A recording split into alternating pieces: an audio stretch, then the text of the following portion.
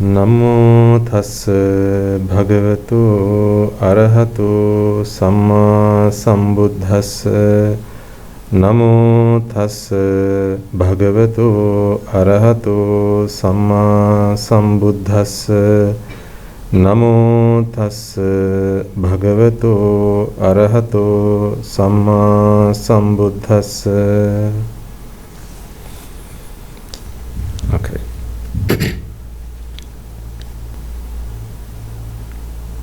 So you're all here to meditate.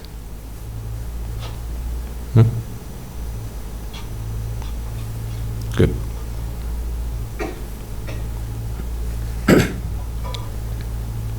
So what were you doing until you got here then? Not meditating. So that's why you're here to meditate now.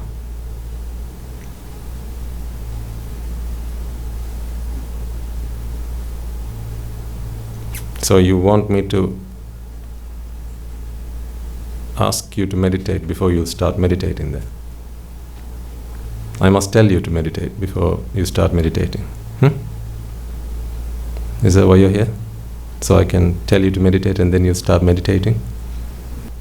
I rather use the word contemplation rather than meditation. Because meditation has a lot of baggage that comes with it.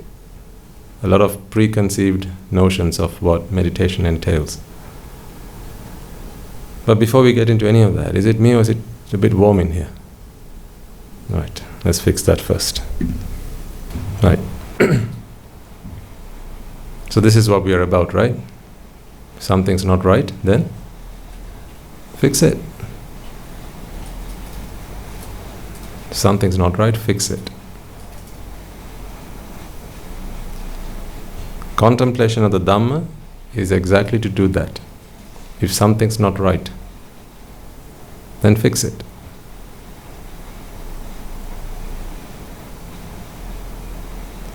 You're all very good at fixing things which aren't right. Most of you will be in employment, or will have been in some form of employment. If you have left lay life now, then you will have been in some form of employment. Whatever line of work you will have been in, did that not involve some kind of fixing something? Something that was broken needed fixing. What does a doctor do? Fix what? The bodies. And human, minds, brains, I suppose. So doctors fix humans. Vets, they fix animals. Plumbers, they fix broken pipes. Engineers, they fix a lot of things.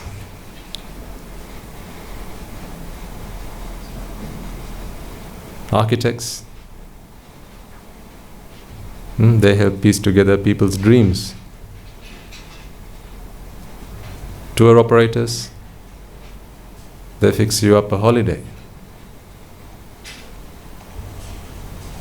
Chefs, they fix a meal. Mothers, fix their children. Fathers, they fix the mothers. Right? So everything's about fixing something. There's nothing fundamentally wrong with fixing, except for the fact that we're always about fixing something that will eventually break again. I mean, that's good. Otherwise, you wouldn't be in a job for very long.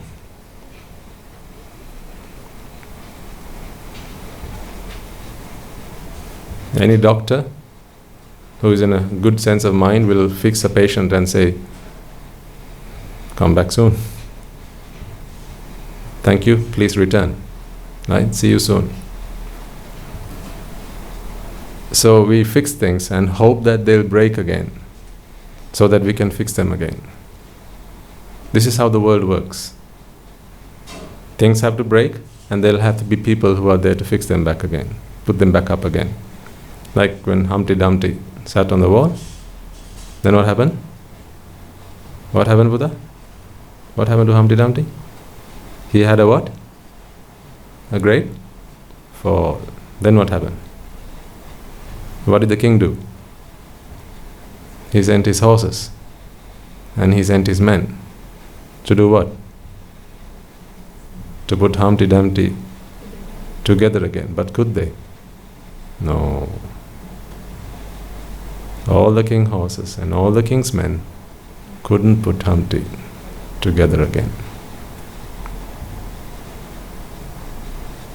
So it seems that there are things in this world which cannot be fixed once broken.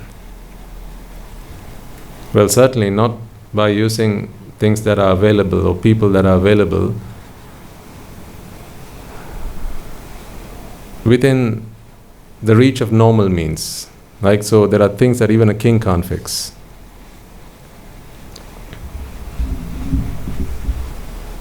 Kings can't fix certain things. So the king couldn't fix Humpty.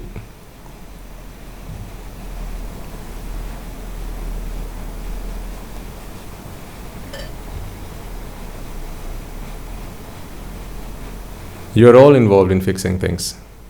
And when you fix something, it's going to break again. And then you do something to fix it again. Then it's going to break again. And then fix it again. And then it breaks again. And you fix again. You'll probably have a superhero. Most of you. Children particularly, right? Superman, Batman, Spider-Man, this man, that man. What are all these men about? They fix. They fix. Captain America, what does he do? He fixes the world. When it all starts toppling over, Captain America, and who else? Thor, Iron Man, they come to fix the world again. These are the heroes. So the villains, they break the world, and the heroes, they come back and fix the world. Well, is it not good that the villains break the world? Otherwise, superheroes wouldn't be superheroes. They only have superhero status because there are villains who break the world up into small pieces. And then the superheroes, they come and fix the world, and that's what makes them superheroes. That's why they are so popular. So right from superheroes all the way down to you guys, right? We are all involved in fixing things that break. And like I said, there's nothing fundamentally wrong with it, except for the fact that no matter how much effort and how much money and contribution you put towards fixing something, we're always fixing something that will eventually break.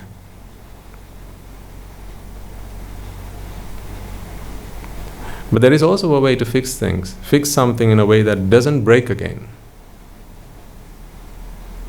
I think if there's someone who can show us the way to fix something so it doesn't break again, now that's a real hero. If you can fix something so that it doesn't break again, I think that's a real hero. Do you all have a hero in your life? You ought to. You should all have a hero in your life. Someone who's a role model.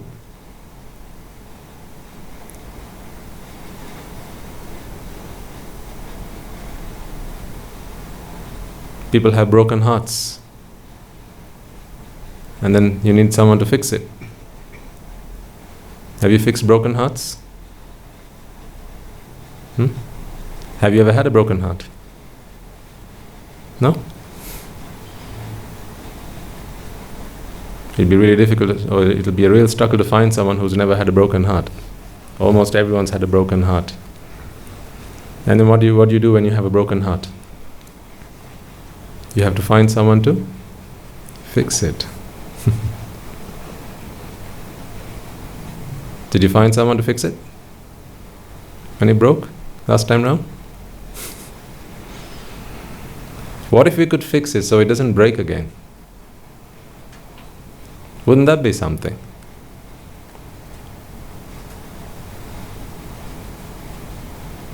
Okay, it's good. There are people in our lives who come and help us fix our hearts when they break. But what if we could fix it once and for all so it doesn't break again? That's something worth exploring, isn't it? Meditation is about fixing a broken heart so it doesn't break again. That is what meditation should be used for. This is why I say we should preferably call it contemplation. There's a process, there's a science, there's a method to fix a broken heart so it doesn't break again. Have you heard of the King of Hearts? Have you ever played cards? There's a King of Hearts, right? Yeah, my hero is the King of Hearts. Because he taught me how to fix my heart so it doesn't break again. That's why I call him what? The King of Hearts. Can you see him? Yes. He's my King of Hearts. He can do for me what he did, or he can do for you what he did for me. Because he taught us the way to fix yourself so it doesn't break again. Never to be broken again.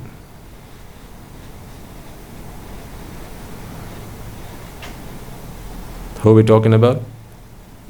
Of course. Do we even need to ask?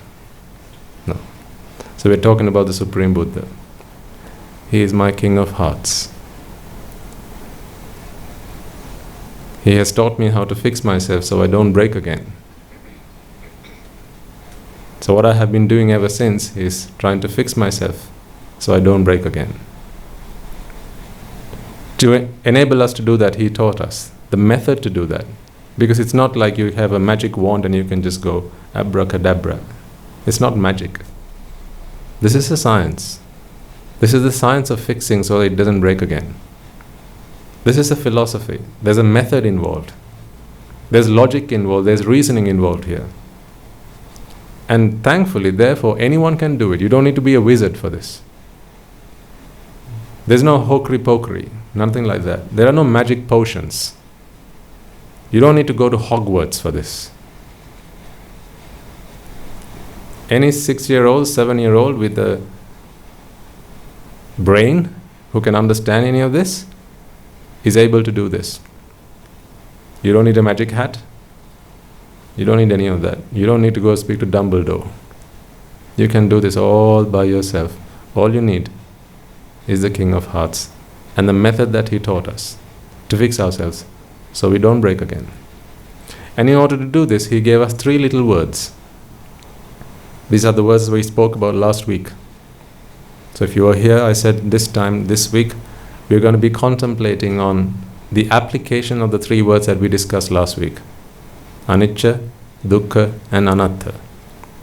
I talked to you last week about how we need to see these words in a different light to perhaps the one that you have been seeing them in up until this point. Anicca is the most positive word there is out there. It's very positive, it's not negative. The word anicca should not start draining you of all the energy that you have inside of you. Rather, it must supercharge you. When you hear the word anicca, that should put you on cloud 9. I always forget that one. Which is 7 or 9? Cloud 9, I think. 7th heaven, cloud 9. That's the one. Thank you. Puts you on cloud 9. Puts you on top of the world. Makes you go elated. Anicca. And also, if you remember last week, I started to talk to you about setting yourself some goals on your path to Nibbana. Because we said Nibbana is not a smart goal. Do you remember this from last week? Nibbana is not a smart goal. A goal has to be smart. Right? Whether that's in making yourself successful in a mundane existence, or whether you're aiming for a supra-mundane existence, rather, in other words, Nibbana, all goals have to be smart. So you must know very clearly what you're about to do. They have to be measurable, so you know how much progress you're making. They have to be achievable, so someone like you can be or should be able to do it. They have to be relevant to your life's purpose. What is your life's purpose, madam? To be happy? Is it not? To be happy. Isn't that what we've been doing all our lives? Trying to do things that we thought were going to make us happy. So being happy is our life's purpose. So whatever goal you set for yourself, it has to be relevant to that purpose. So if your purpose on this life is to be happy, then I shall ask you, do not set yourself any goals that is not going to help you be happy. If you have a list of goals you're working on, go and check each one of them off. Does that help make me be happy one day? It might not make you be happy today, but it has to make you be happy one day. They have to be relevant, and then finally they have to be timely. So you have to be able to say, I'm going to achieve this in the next X days, weeks, months, years, and so on. So this is why I said, start making yourself some smart goals. And I gave some ideas. I proposed to you some suggestions. Did you put some of your own together? I asked you to do that. I was hoping there would be a sheet of paper here with your ideas of smart goals for Nibbana. There's no sheet here, but hopefully there's one in your mind. Do you remember some of the things we suggested last time? Because this is what we're going to be doing today. Remember, the Buddha's teaching is nothing if it's not practical. There's no better place to apply the Buddha's teaching than in practical life. This is not about how do we send a rocket to the moon. This is about how do you solve life's problems. Why do you go to a family counselor? Why does one go to a family counselor?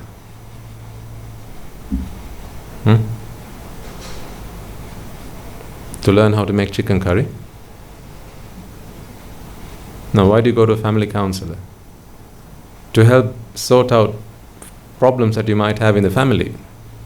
Right? That's why you go to a family counselor. Why do you go to a doctor, a physician? To help solve a problem with your body, with your physique.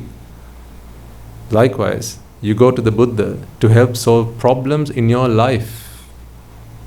Not in next door neighbor's life, in my life. Not in imaginary problems, in real life problems. This is what the Buddha's teaching is for. So therefore, this is why I say this is so practical. This is why I gave you some examples last time. To show you that how I apply the Buddha's teaching. When I sit down for meditation, this is how I do it. I sit down for meditation and I ask myself, what are some of the challenges that I have in my life that keep me from attaining happiness? And then I take the Buddha's teaching and apply that into that problem. And I come back with an answer. I just keep doing that.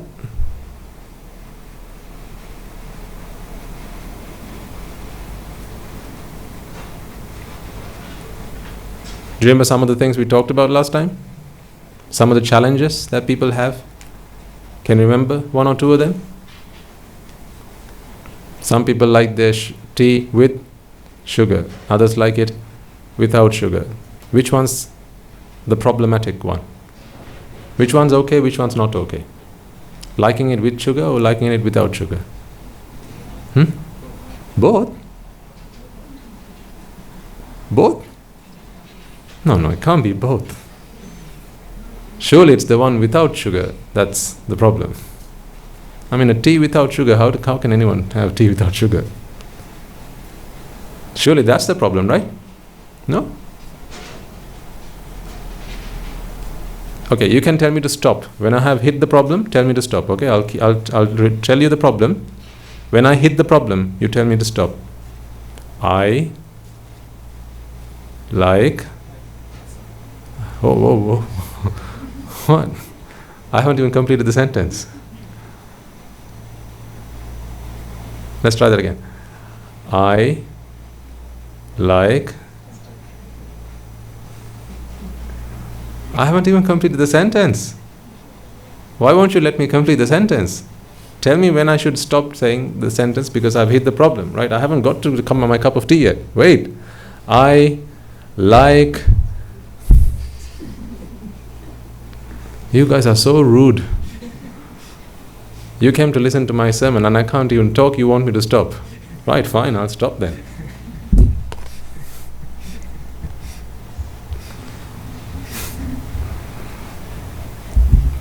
Why do you keep stopping me at the word like? Huh? Oh, is that the problem? Not the fact that I like my tea with sugar. Like is the problem, not tea with sugar. Ah, okay. Okay, I'm going to change it then. You don't like the word like, right? Okay. I'm going to tell you the problem. Or I'm going to tell you the problem that the way I see it. You tell me the problem the way you see it. Okay? Okay. You're too good at this. This is the problem. I'm trying to find a way to catch you out. But you're so good at this now. I'm trying to trick you. See, this is good. I can't trick you now. You're on the ball. You're on the ball. This is what's important. You're good at this now. It's good. But I'll try. Okay. Yesterday, one of the monks that I went to meet, they spoke to me in a way that hurt my feelings. I met a monk yesterday, and he said something that hurt my feelings. What's the problem? So I like people to talk nicely to me, but people speak to me in words that hurt my feelings. So the problem is which one? My liking for people to talk to me nicely. Yeah? Okay. I don't need to preach to you now. Okay, right, let's all meditate then.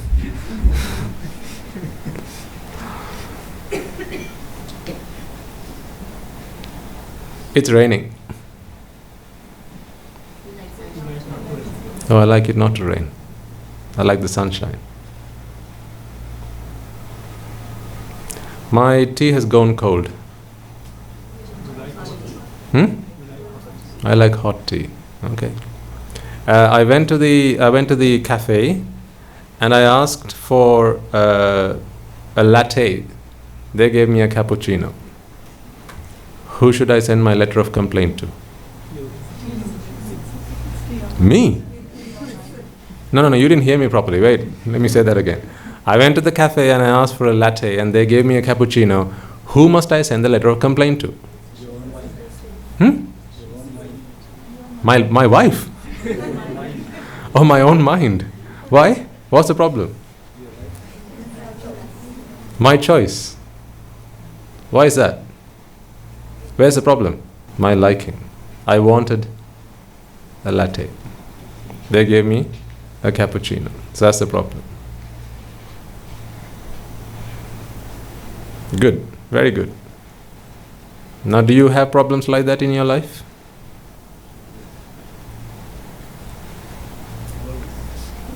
Always. My daughter has not made her bed today. And what's the problem? No, she's not making the bed. That's the problem, isn't it? So what do? Beat her up. Get her to sleep on the floor. That's what we should do. So she doesn't have to make the bed again. What's the problem? The daughter didn't make her bed today, and when I saw that, I got very angry. What's the problem? I like for her to make her bed. Or in other words, I want her to make the bed. Have you never ordered something from a takeaway and when it got delivered, it was something else? Have you ever ordered something online and when they delivered it, it was something else and then you had to return it? I know, there are certain things in life that, if you need a washing machine, you need a washing machine, not a dryer. Or if you order a washing machine, you want one, not a cooker. So if they send you a cooker, you can't just tell yourself, oh, it's my problem, I wanted a washing machine. I'll just stick my clothes on the cooker. The same mechanism, open the door, stick it in, turn the knob, right? In 15 minutes, you're not going to find them washed. That's the oven there. It's not the washing machine. So it doesn't work like that. So you need to be sensible about this. But what we are talking about is how do we fix our heart so it doesn't break? We don't like heartbreaks. Who likes a heartbreak? No, we don't like heartbreaks. This is why we should fix our heart so it doesn't break again. This is why I'm talking to you about the method introduced by the King of Hearts. How do we fix your heart so it doesn't break again? So he teaches us to figure out the problem, read the problem correctly. I could give you a book with all of people's problems listed down on there, like the problems that people tell me when they come to the monastery and talk to us. Swamina has, I have this problem, I have that problem, I have this problem, and my wife doesn't talk to me nicely, my children are very rude to me, I find it very difficult to work with my colleagues. These are all problems that people come with. But really, they're not coming with the right problem. So what I then try and do is to help them to find out the right problem. So I'm training you all to become monks. This is the first step. I'm brainwashing you all.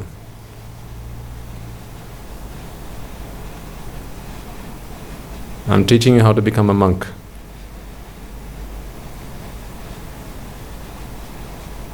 A monk is someone who dispenses solutions to the mental problem. Firstly to himself or herself, and then secondly to the people that come to them for help. Because I'm here to do, and we are all here about, helping you solve a problem so it doesn't reappear. We don't like relapses. In other words, not that we don't like relapses, but rather it's preferable not to have a relapse. Fix a problem so it doesn't reoccur. So now dig into your own lives and find out problems that you have. Rather than find out, you just need to remind yourself of problems that you have.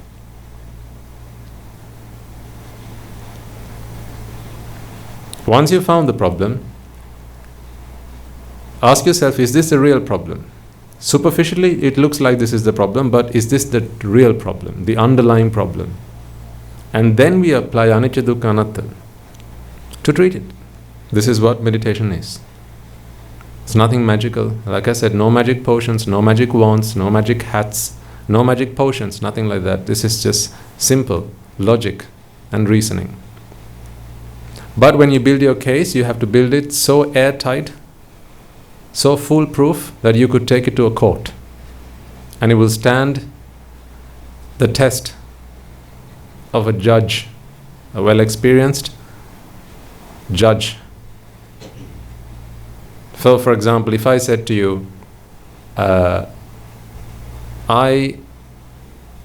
like chicken. And if I said to you, I like chicken. Like, for example, like when we have our meditation programs, our weekly meditation programs, on a Tuesday and a Thursday we have a discussion. So our monks sit down with you and we discuss how much have you actually understood the Dhamma. And sometimes we get some really funny responses. It's quite entertaining, I must admit.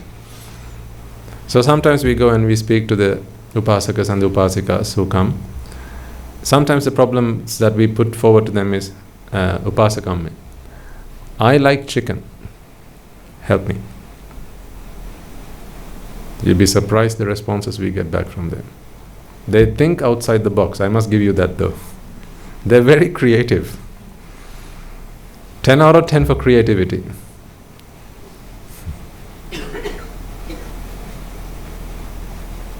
So for example, if I said, I like chicken, I'm addicted to it, how do I break the habit? Some of the answers we get back. Swami answer. You're a monk. It's not fitting for a monk to be a non-veg. Become vegetarian. This is what you should do. So this is advice. We go to and speak to them for advice. Become a vegetarian. And then the problem's fine. The problem will be solved. Is that what we are asking for? No, that's not the solution. Because this is not about a lifestyle choice. What is being proposed is become a vegetarian. Then that's a lifestyle choice. I'm not talking about a lifestyle choice. That is not what the King of Hearts said. You need to be able to apply anicca dukkha anatta to this problem. To do that, first you need to identify the real problem. Some people say, well, chicken is very expensive these days. You should go for a cheaper option. No, I'm not talking about that. Because again, if you take it to the court, it doesn't stand. Because what is a counter argument to that? Well, you're saying it's expensive because you don't have enough money. Then work harder, earn more money, and now it's not expensive. Now you can afford it. So that's the solution. But that's not the solution we went in looking for. Some people say, well, Swaminatha, if you eat chicken, then you're indirectly contributing to the death of animals. That's not good. Right? They could go to hell. No, that's not what we're talking about either. And remember, it's pranagata, or killing a being, that is the deed that takes one to the apaya. It's not indirectly contributing to that anyway, but that's another story for another day. But again, this is not what we're talking about. These are all evasive answers without actually treating the root cause. This is why I say, when I tell you the problem, you should be able to tell me to stop. That's it. That's where the problem is. So let's try that one more time. This is about chicken, okay? I like... Exactly. Anyone who is in their sane mind should never be able to say a sentence with the words, I like.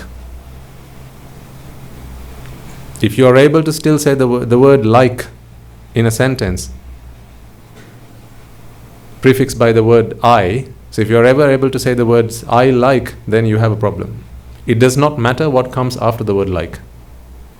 Because what that means is you have a personal preference. And what's the problem with the personal preference? Well, that's vexatious. Now you have subject yourself, you're open, you have opened yourself, in other words, you have exposed yourself to suffering. Because whether your personal preference materializes or not is simply down to causes and effects. It does not matter what you like, it does not matter what you don't like. When the causes are in their favor, you will get the result. If they're not in its favor, then you shall not get that result. That's all it is. So it's quite simple, really. So now what I want you to do then is, because today we are going to be contemplating on this, right? I want you all to look into your lives, not my life, look into your lives, and pick out 3 things. 3 things which steal your mental happiness.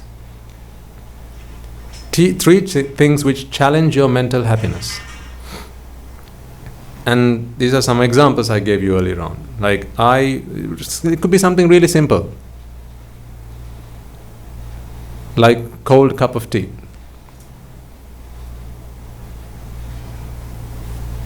Or it could be something quite complicated. Like, I want this person to be president at the election this time.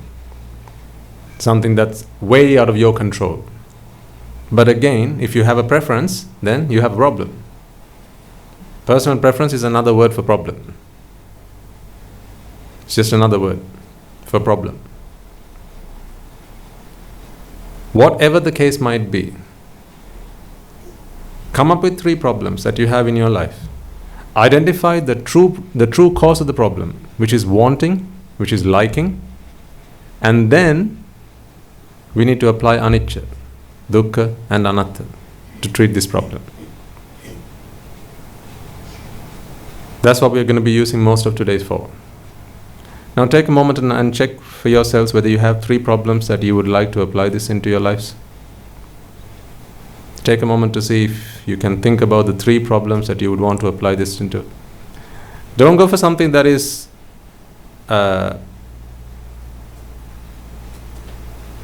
too complex to start with.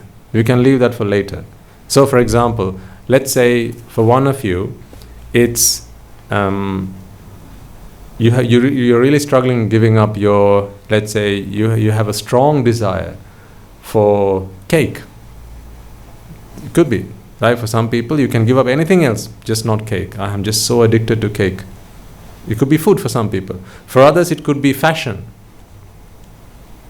I can give up anything else, so I just can't give up my wardrobe. The things I have in my wardrobe, I need all of that. This is what I live for. Fashion, to look nice. For some people, it could be just the way you lay out your table, your desk. Aren't there people, have you not seen people who are very fussy about how their desk is laid out? That if your clock is there, and if they find it there, they're going to spot it. It's got to be there. Some people are so fussed about that, very particular. They have meticulous attention to detail about the way they lay out things. Some people are like that, and sometimes they even call OCDs. It can go up to that level, obsessive compulsive disorders.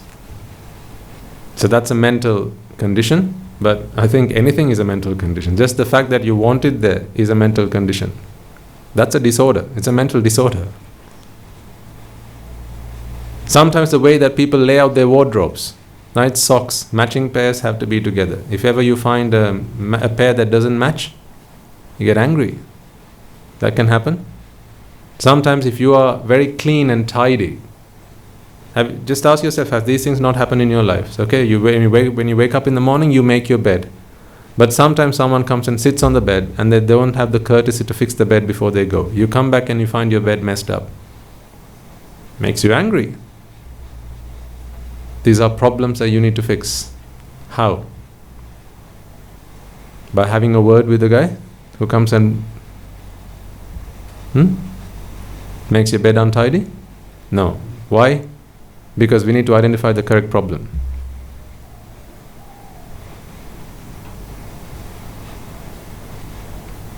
Toilet seat? Do you have that problem at home? Whether it's left up or down? Some people have that problem at home. Whether the toilet seat is left up or down. And some other examples I gave you last time. For example, if you should be able to eat anything mixed, you should be able to eat mixed foods, items of food together. Milk and rice should be able to be eaten together. If you can't, then there's a problem that needs to be fixed.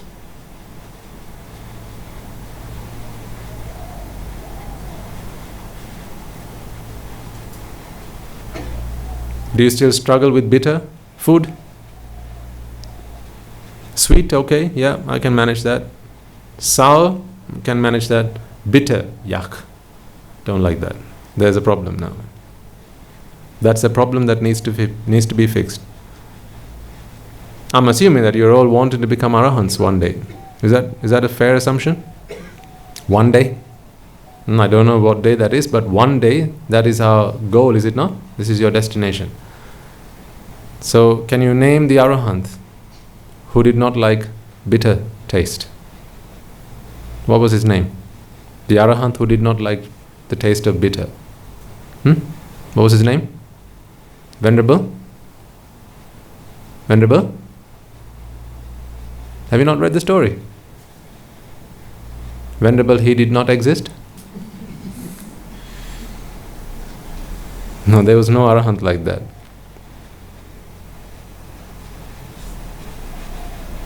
Have you not found yourself walking into the toilet when just after someone's been? It's been flushed, yes, all clean, but you find the smell very repugnant. You find it very difficult to walk into that room, into the bathroom. You go, oh God, I'll come back later. Puta, why don't you use the air freshener after you've been to the toilet? See, don't ask yourselves, do you not have this problem? If you do, this is where you need to apply anicca. See, life's problems. These are practical life problems. This is where you need to apply anicca. Where else are you going to apply anicca? Apply anicca in practical life problems.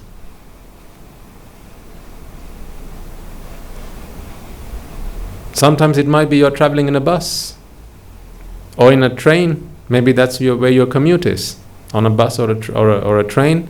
And especially if it's say after work, 5-6 o'clock, people are all very tired and it's maybe a hot day. right? And where you're standing, someone's got their armpit right next to your nose. Have you never had that experience? Well, you haven't lived until you've had that experience.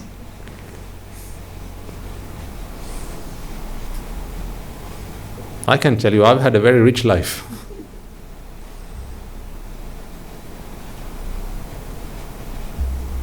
Don't spoil your children by sending them in private vehicles to school. Get them on a bus. Get them on the train.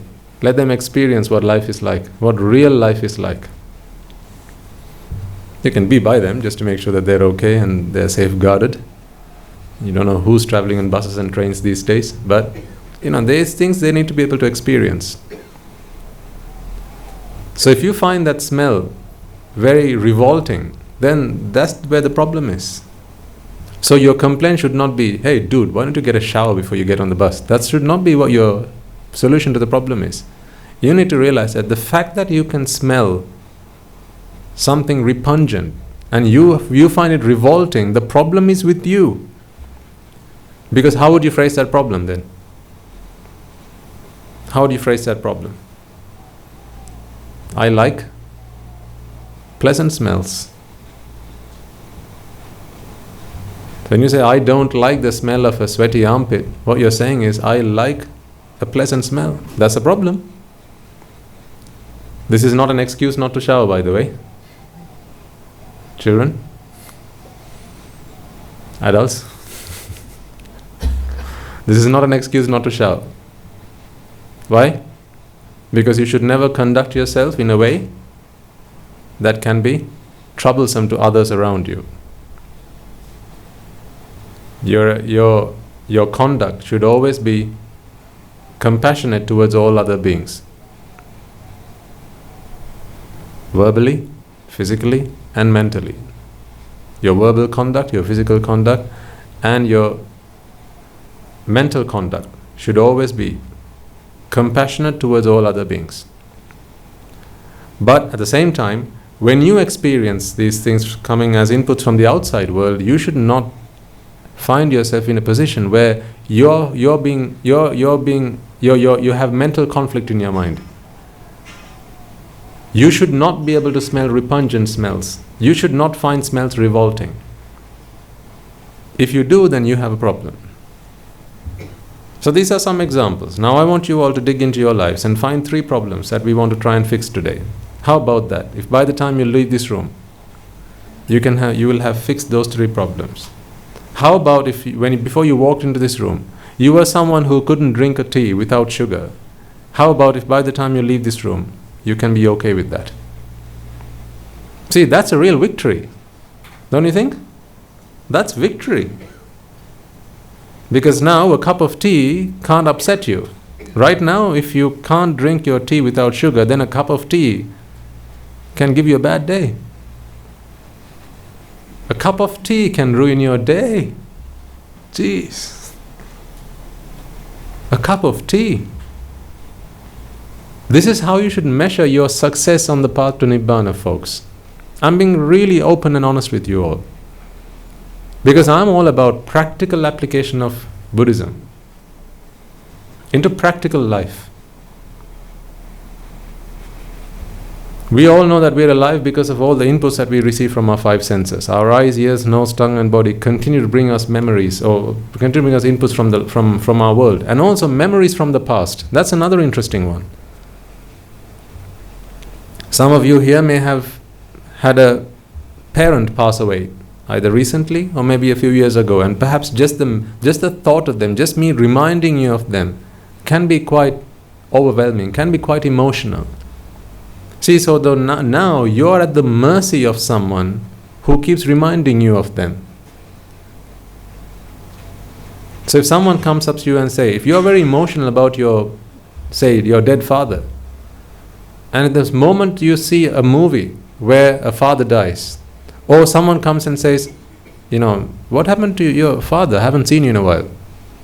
If just someone asking you these words jerks a tear into your eye because you become emotional, see, you're now at their mercy. You remember playing that game, Mercy, in school? Oh, you're all so well behaved. At our school, we had that game. Mercy. You must have all gone to posh schools. What we used to do at our school is we hold someone by the finger and then we twist it, inflicting pain on them, because we are like that. And we keep doing it until the other guy says, mercy, mercy, mercy, mercy. And then you stop. So we see how much pain the other guy can tolerate. Don't try it. It's not good. It's not a good game. But it's a game that we used to play. Not good, but we used to play those games. Don't play them anymore. I don't play that anymore, do I? No. So you're subject to someone's mercy. In other words, you are outsourcing your happiness. If someone else can decide when you're happy and when you're unhappy, don't you think that's a problem? That's a serious problem. Right? So what if, right? Here's my proposal to you. If you're still mourning the loss of a loved one, if you're still mourning the loss of a loved one, what if, by the time you leave this room today, you could have developed your mind, you could have practiced the Dhamma, so much so that by the time you leave this room today, any thought of them does not take away your mental happiness. See, isn't that what true freedom is? You're free now. Of that mental baggage, you're free. This is what the Buddha Dhamma is for. Because right now, your heart breaks at the moment someone says the word Tata, or Apachi, or Dad, Amma, Mother. What happened to your mother? I haven't seen her in a while. And then the girl starts sobbing. Hey, where's your daughter? I haven't seen her in a while. She passed away. And the mother starts sobbing. If you are mourning the loss of a loved one, this is where you need to apply the Buddha's Dhamma. This is where you need to apply anicca, dukkha and anatta. Right? So, 3 things I want you all to come up with. You don't need to share them with me, but you need to have very specific 3 things, because like I said, it has to be a SMART goal. So it has to be specific. If it's not being able to drink tea without sugar, then that's specific. Is it measurable? Right? Let's assume that you're trying to break this affliction to a cup of tea that has to have sugar. That is what you're trying to break now. Is it specific? Of course it is. I can't drink my tea without sugar. So how do we phrase the problem? I want sugar in my tea. That's the problem. I want my tea to taste sweet. That is your problem. That's very specific. Is it measurable? Once you have fixed it, is it measurable? Is it? Of course it is. How do you know it's a problem now? You can't drink it. So how do you know it has been fixed after you fixed it? You can drink it. Now you can't drink it, and after you fixed it, you can drink it.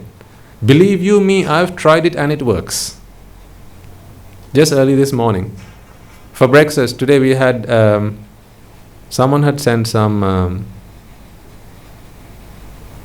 kola kanda, which is a brew. I was telling Guru Hamdro early this morning, because I was just reminded of it. When I was a young child, I hated that stuff. Just the smell of it was enough to get me to fall sick. I would throw up. Just the smell of it was enough. I found it so disgusting. Just the smell of it was enough to make me sick. And then if Amma had to feed me, had to make me drink kola kanda, she had to put sugar into it, or I had to give me jaggery, a piece of jaggery, or something sweet. Because I just couldn't bear the taste of it. And then I was drinking it today and I had no problem at all. And I was thinking to myself, well, hey, this is where we need to have applied anicca. Mallum was the same. Kola mallum. I hated that stuff. Absolutely hated it. I just couldn't bring myself to eat it. But today I have no problem with it. whatsoever. You could give me a plate full of it and I have no problem with it. So today I'm free. I'm free of the burden of not being able to do something. See, this is what victory is about. This is where we need to apply the Dhamma, folks. To become free. You should be able to say today you only like to listen to classical music. Okay? I'm telling you, you should all be able to listen to rock music. All of you.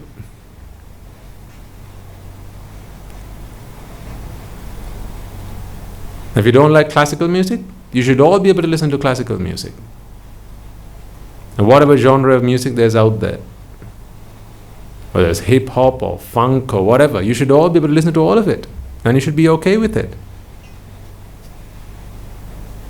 You should not feel a sense of particular attraction to it or a sense of discordance with it. You should be okay with whatever. And this is why last week I said you should be able to put something in your mouth, put it back on the plate, and then put it back in your mouth again without a problem. Did you try it, by the way? How did it go? See, that should be one of your goals. Don't do it when someone else is around. They'll think you've gone mad. But in your own privacy, right? Once you've got your plate with food, put it in your mouth, a mouthful. Put it back on the plate, and then put it back in your mouth. See how that feels. Technically speaking, has anything changed? No. Before it went into the plate, it was rice or whatever, and it was saliva in your mouth. Once it was in the mouth, same. The two just mixed. Out, just the two together, and then back in, the same thing. Nothing's changed. The composition of it hasn't changed. So why do you all of a sudden feel disgusted? These are defilements. This is where you need to apply anicca. This is where you need to apply anicca. Wherever you sense mental conflict, that is where you need to apply anicca. Wherever you sense mental attraction, that is where you need to apply anicca. Again, even with conflict, first you need to find where your attraction is, and that's where you need to apply it. If you're able to do this, folks, I guarantee to you, you'll be able to live a happier life, even as lay people. You will have less problems at home. There'll be less conflict at home. Arguments will not have a long life. Arguments will be very short-lived. Why do arguments have such long life? Because there's always two parties to an argument. You need two hands to clap.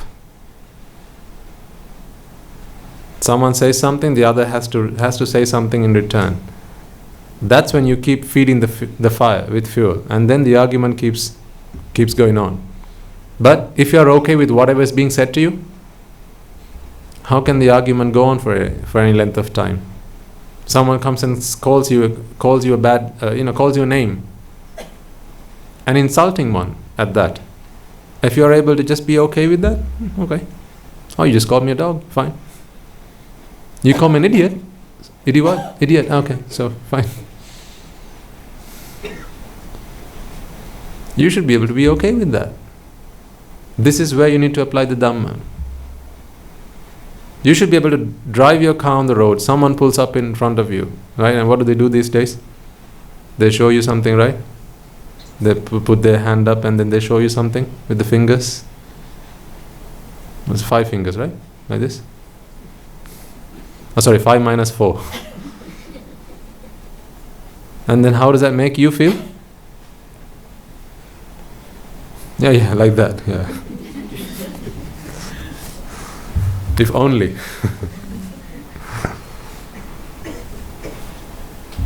See how the difference in one finger can make all the difference? Facebook is all about this. Right? Just replace this with one other finger.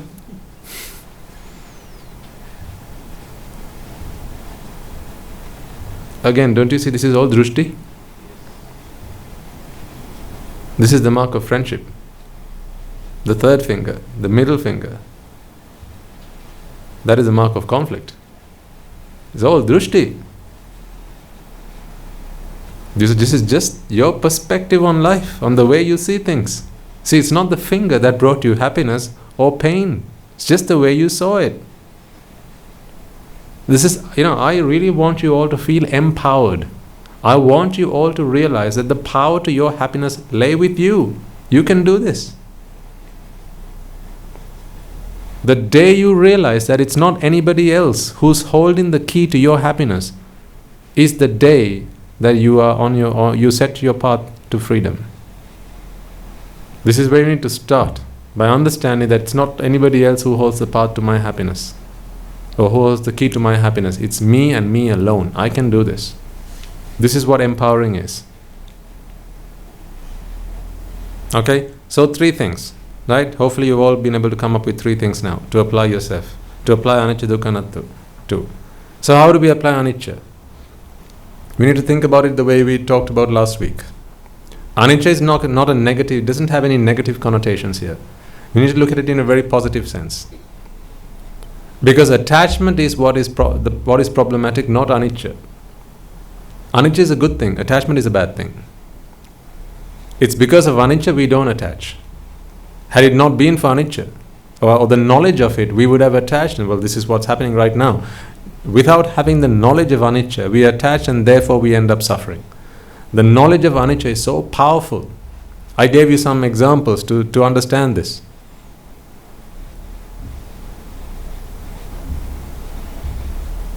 A wet floor will have a board on it.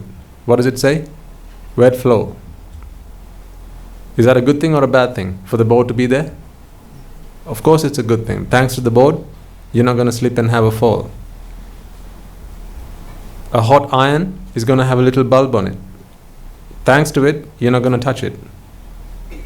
We talk about a tester, electrical tester. It has a light on it. Thanks to that, you won't get yourself electrocuted.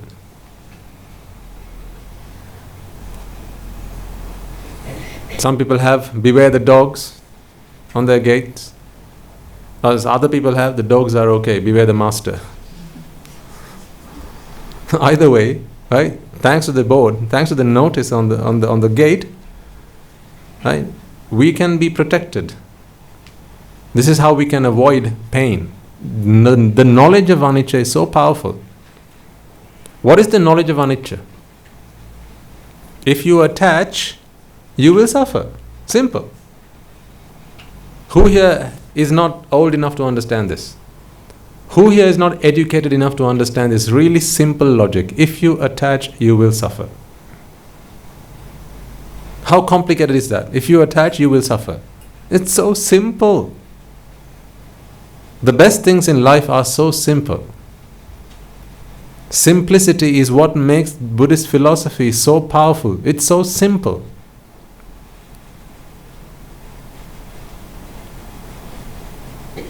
Some people have this view that Buddhism is very complicated. And the problem, some of the reasons for that is because people go down lots of different avenues. They start turning the pages of the Tripitaka, they listen to a lot of different sermons and go down Abhidharma and the Vinaya and all these things. You don't need all of that. If freedom from suffering is what you seek, then Buddhist philosophy is so simple. There's nothing been simpler. If you attach, you will suffer. That is that knowledge which is so powerful. That is why they say knowledge is power.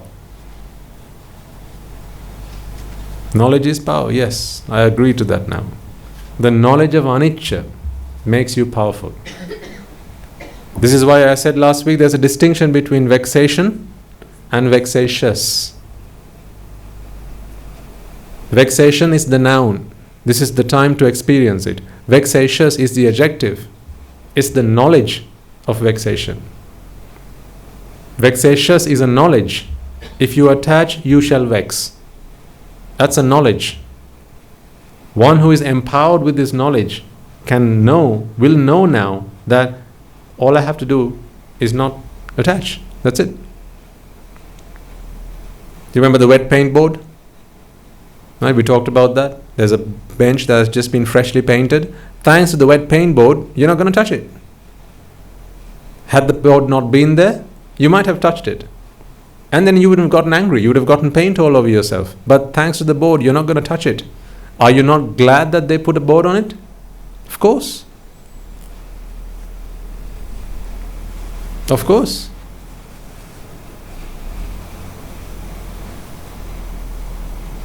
At the petrol station, what do they have? It says hazard, right? Flammable. Don't light a cigarette. Don't use your mobile phone because you could start up a fire. It's hazardous. It means be careful, be cautious, beware. Who has ever complained about a beware sign? No, you wouldn't complain about that. What you would complain is if the sign wasn't there. That's when you would complain.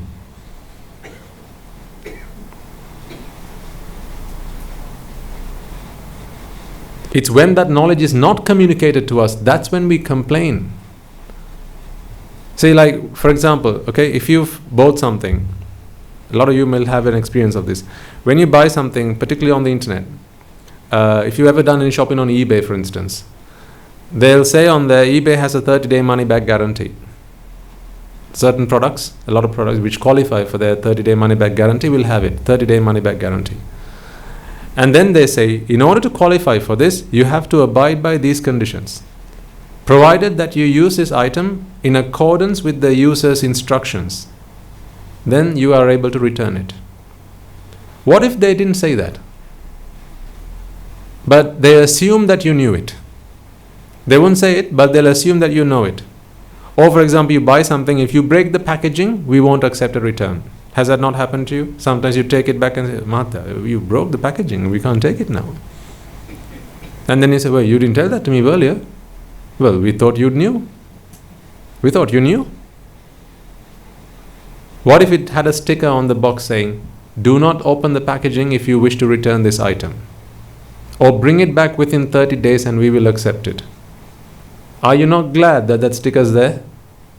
Because now it empowers you with the knowledge. If you want to return it, then this is what you need to do. In fact, you would even complain to the retailer, how come if you weren't going to accept it, why did you not put a notice up on there? Why did you not put the sticker on there? If you ever done any freight or sent any parcels abroad, then you have a fragile sticker on boxes which you put into your cargo. Who's ever complained that there's been a fragile sticker on a box? What does it say, fragile? Had it not been for this sticker, I could have thrown it. No, you don't say like that. You're grateful, you're glad that there's a sticker that you can put on the box so that your items are prevented from breakage. Whoever complained about a do not park here sign?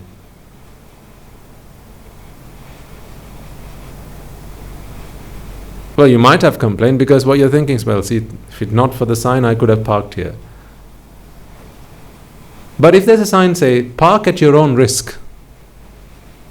If you park here, you shall be charged, you shall be fined 1,000 rupees.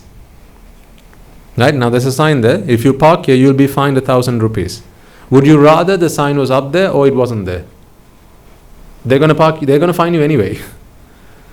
They're going to fine you regardless. Are you glad that there's a sign there, or are you glad that there is no sign there? You're glad that there's a sign there. Thanks to the sign, now you won't park there, and therefore you won't have to cough up the money. If there weren't a sign there, you would complain. Actually, I remember once when I was back in the UK, once I had parked somewhere, and if there's a double yellow line, you can't park there. Sometimes you have a fragmented line, and then you can only park on certain days, and on the board it has to say when you can park and when you can't park. So I think it's called restricted parking. Yes, that's what it's called. So once I got a parking ticket. What they do is they send you a ticket to your home address, or the address to which the vehicle is registered. So when I got this letter, of course you can imagine I was disappointed. Usually it's about £50 you have to pay as a fine. So that's about 20,000 rupees. It's a lot of money. So you look at that and you think, oh, but I was so damn sure that you could park up there and it shouldn't be a problem. Because I had read the signage and it said, restricted parking on these times, these days, and so on. You could park on these days, you couldn't park on the other days. So the first thing I did was I got back in my car and I drove the vehicle back to where I had parked the earlier day, the day before, or I think it was about a week before, and I went and read the sign again.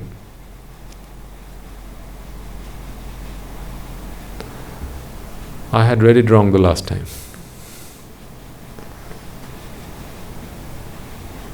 I had thought it was a Saturday when actually it was a Sunday. Or I think I thought it was a Sunday when actually it was a Saturday. You are able to park on Sundays, just not Monday to Saturday. I thought it was a Sunday. See, I am glad that there's a sign up there that says restricted parking. Well, it's my fault for not having read it properly. And the same goes for anicca. The same goes for anicca. Whose fault is it that I got a parking ticket? Is it the people who laid out the roads, or is it the people who put the parking lines, or is it the people who put out the signage? Whose fault is it? It's my fault. Why is it my fault? I didn't read the sign properly. Whose mistake was it? My mistake.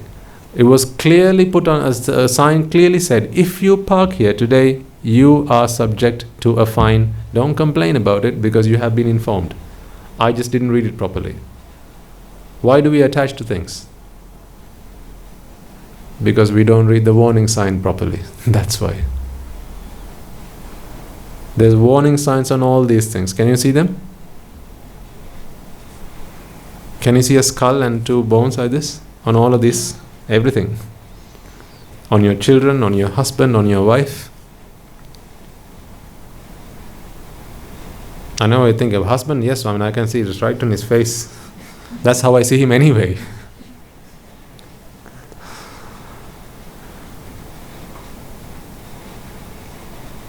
But that is the warning sign. And the warning sign is, do not attach, you will suffer. If you don't read the sign, then whose fault is it? It's my fault. Only we are to blame. Not anicca. We are to blame. But that's a good thing.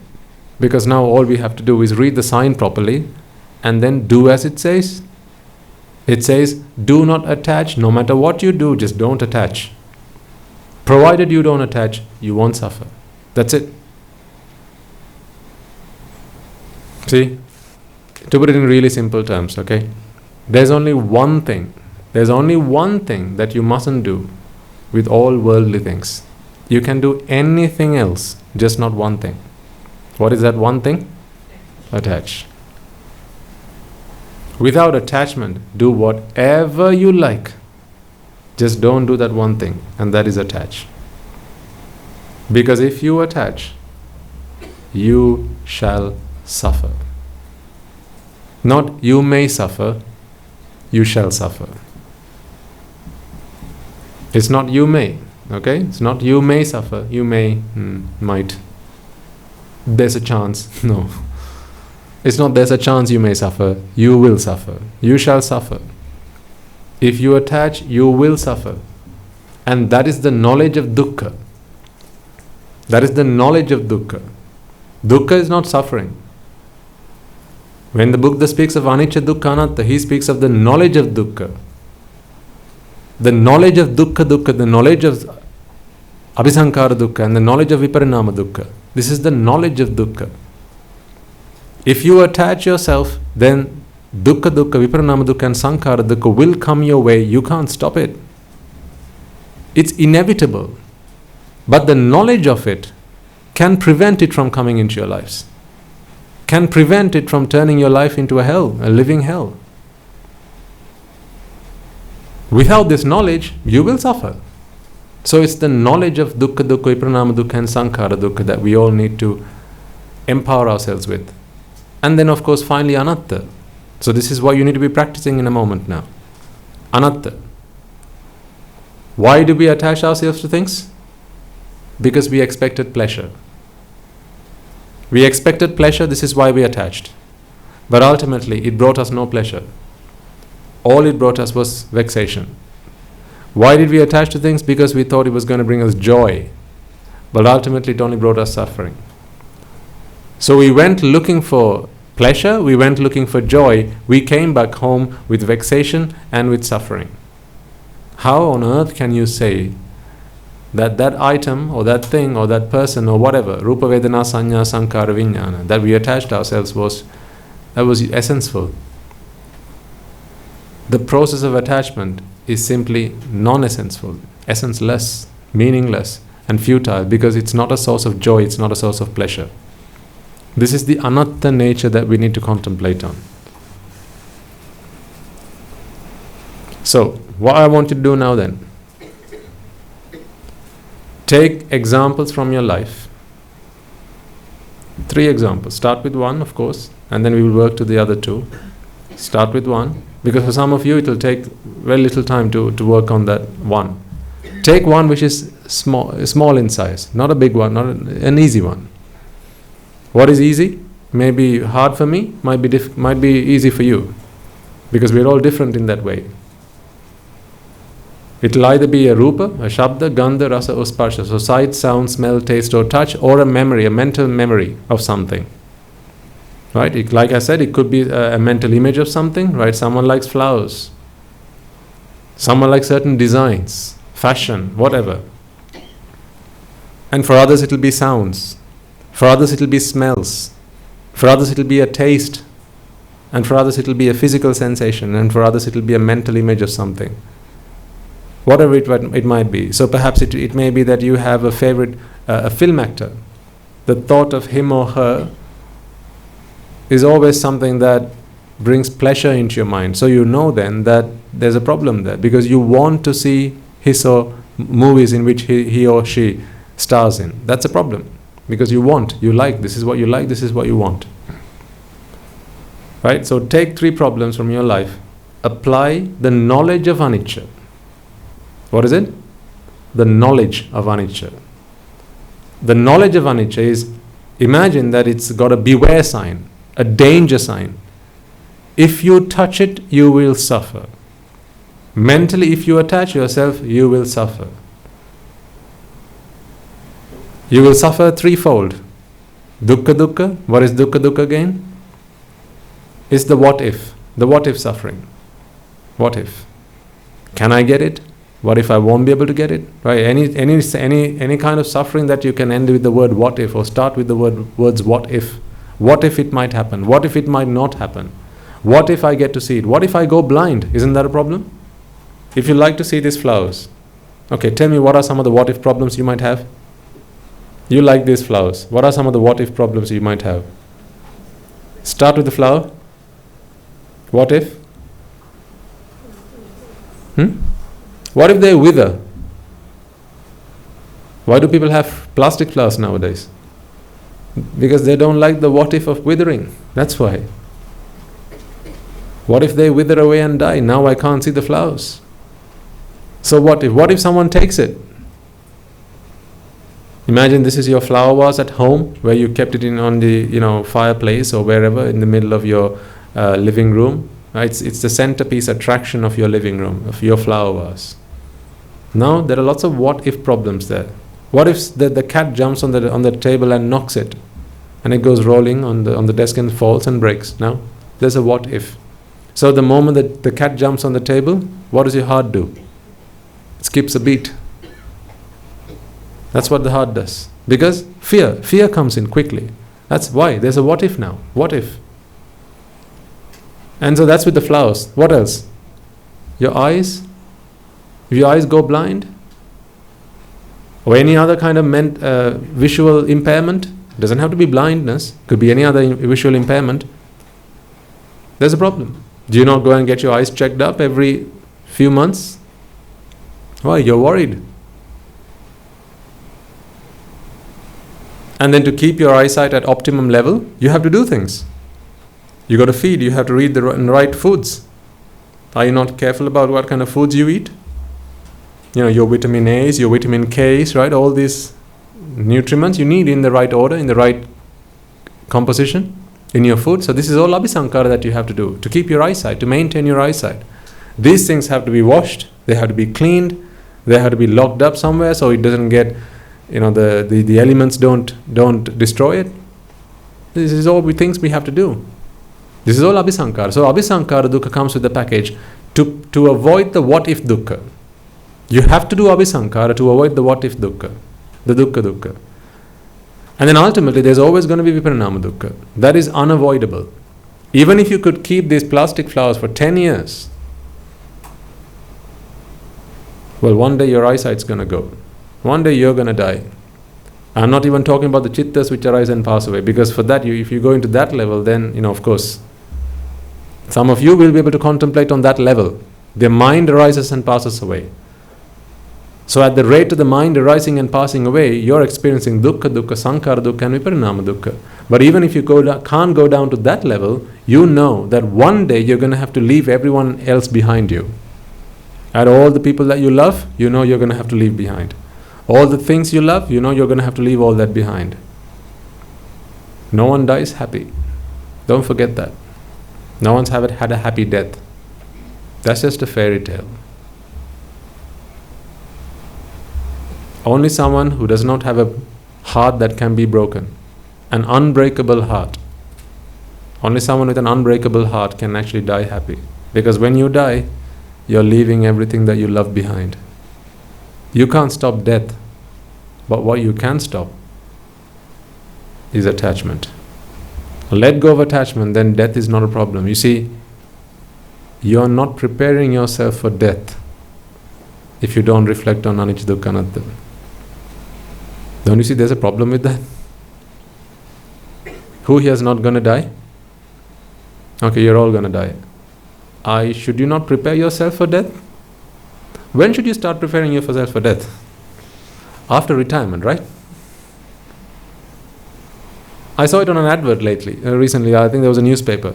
It said, don't leave the burden of your affairs after you're gone to your loved ones. Sort them all out while you're still around.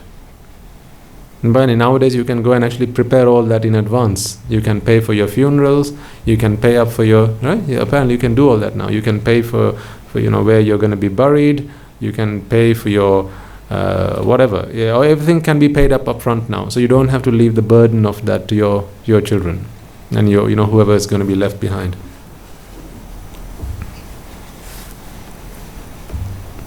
So when people start preparing for that is after retirement age. When you're 60, 65, 70, that's when you have to start preparing for that. I'm telling you, start preparing for death now. Start preparing for death now. Because that's not the preparation that I'm talking about. This is not about funeral arrangements. To hell with funeral arrangements. Let them worry about it. If they can't give you a good funeral, then let them throw you to the dogs. Who cares? Who's going to be insulted if they throw you to the dogs? Put your hand up. When I die, I wouldn't. If my children throw me to the dogs, I'm going to be so offended. I'm going to come back and I'm going to teach them a good lesson. God, you're dead. You won't know what they're going to be doing to you. You won't know what's happening to you after you're dead.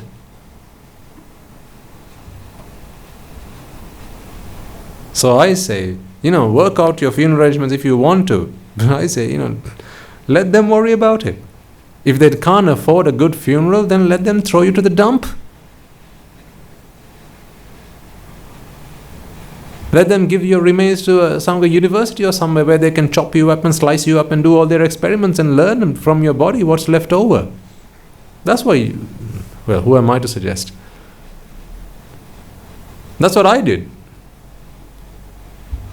So I think when I was a layperson, I'd already done that. And I said, when I'm gone, then give my body up to some university where medical students can do their experiments.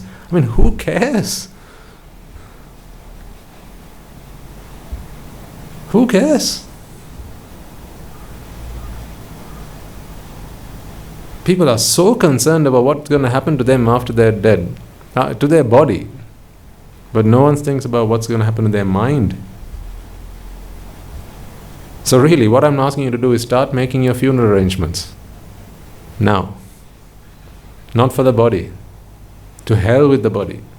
Start making your funeral arrangements for your mind. Who here has to start doing that? All of us. At what age should you start doing that? Now. Is anyone too young for that? No. Is anyone too old for that? Still no. This is about making funeral arrangements. Funeral arrangements. Jayaratna can't help you with that, I'm afraid. You have to come to Jethavanarama for that. Because here we teach you how to make your funeral arrangements.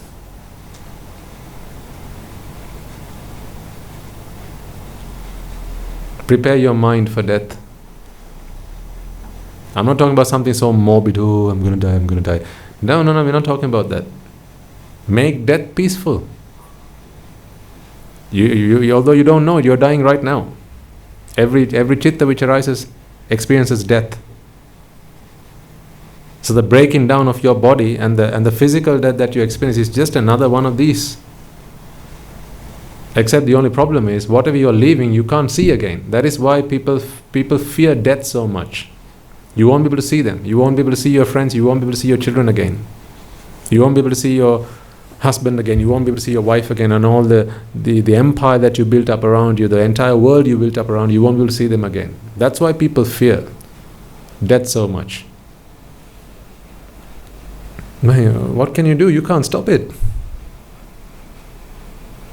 Why try and worry about something you can't stop? Don't you think that's useless? Being fearful about something that cannot be stopped, that cannot be prevented. What's the point of that?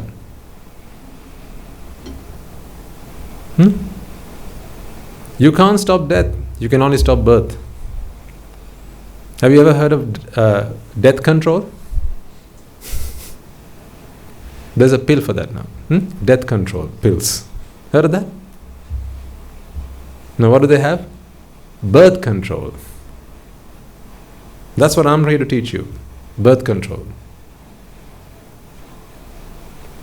Take that out of the context and they'll take my robe away. I'm here to teach you about birth control. Because you can't stop death. So let's not fear about death. Let it come. What's the problem? The cause of death is being born. Stop that. Then all problems are solved. So start making funeral arrangements. Think about it this way, right? Remember I said think about 3 problems? Think about it this way. If you were to die now, let's say at the end of this hour, okay, I'm going to get you all to start, say at 4 o'clock.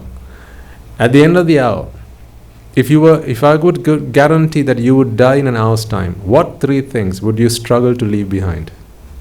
What 3 things would hurt you most if you were to die now, in an hour's time?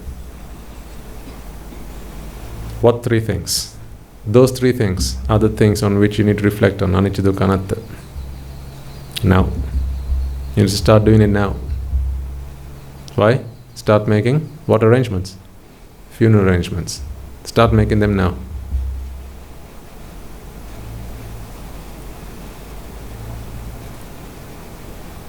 If you can sort them out, I tell you, at the end of the hour, I can't stop you from dying. I can't stop that, but you will have a peaceful death. That is how one can have a peaceful death. When you are okay to leave behind the things you're leaving behind. Because if you are having to leave behind things you want to take with you, problem, big problem. I can't stop you from leaving. I can only show you how to let go of the things you're attached to, so that when you go, you won't need to take them with you. That is the only thing I can help you do. This is how we need to start making funeral arrangements. Start making funeral arrangements. 3 things. 3 things which you will struggle to leave behind. For one, some of you it might be your children. For others it might be a husband, maybe a wife, maybe a brother, maybe a sister. I don't know what it is for each of you. I know what it is for me, but I don't know what it is for you, madam. I don't know what it is for you, sir. Or for you, sir. I don't know what it is for you. Each one for himself. Horses for courses. Each one for themselves. You need to work out what it is for you. And then ask yourself, now, do you not have the dukkha? What if? What if? What if I have to go now? You don't have to leave it behind. Then abhisankara dukkha. What can I do to stop it from happening?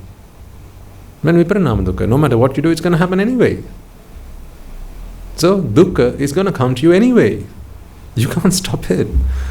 Why are you trying to stop something which cannot be stopped? It cannot be stopped. Suffering cannot be stopped unless you acquire the knowledge of suffering. Then you can stop suffering. Vexation cannot be stopped unless you acquire the knowledge of vexation or vexatious.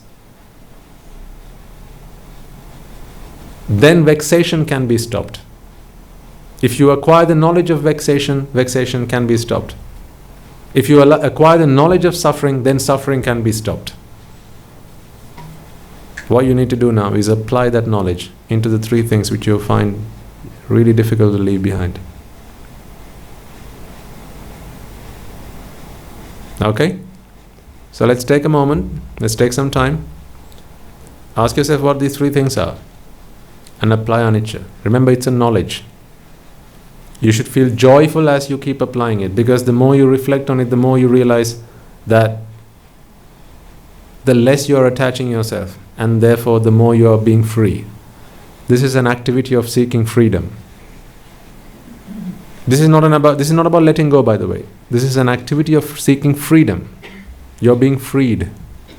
You're being liberated. This is what this is about. The practice of liberation. Let's try it out, and then we'll talk about the results. If you have problems after that, we'll talk about them. We'll discuss, and I'll help you find answers. Okay, so you ask for my guidance, I will guide you. But of course, first we need to practice it. I can only point out which way you need to lean if I can see you cycling and then falling. So, but first you need to get on the bike. And you need to start cycling. I can't watch you standing next to your bike and tell you where you're making mistakes. First you need to get on the bike. Now cycle. And then I'll watch you as you fall. And then I'll tell you, right. You need to lean to the left a little bit. Don't pedal too fast. Just take it slow. But first you need to do it. Otherwise you're asking me, Swaminas, I'm standing next to the bike. What mistakes am I making? How do I know? Get on the bike first. Okay? So we'll practice it for a little while, and then when we stop, let's see what reactions we have, or what experience you have, and then we'll try and find some answers to them. Do you all know what you're doing now? Are you all clear on what you have to do now? This can't be vague. You have to be clear. If you don't know, put your hand up. It's okay. It's perfectly fine. I asked you about three things, three problems you have in your regular day-to-day lives. It could be sight, sound, smell, taste, touch, or thoughts of someone, something that keep coming back and troubling you. Okay? Don't worry about sleep. If you say, I have bad dreams, what can I do? No, let's not worry about that. I'm talking about when you're awake, right? Nightmares, let's not go there. I'm talking about when you're awake, what things trouble you, what things bring you problems into your life. Okay? Take three things. Find the true problem first. And you are very good at identifying what the problem was, because you stopped me the moment I said the problem word. You stopped me when I said I like. You stopped me when I said I want. Good. That's very good. Which means you're now capable of identifying the problem.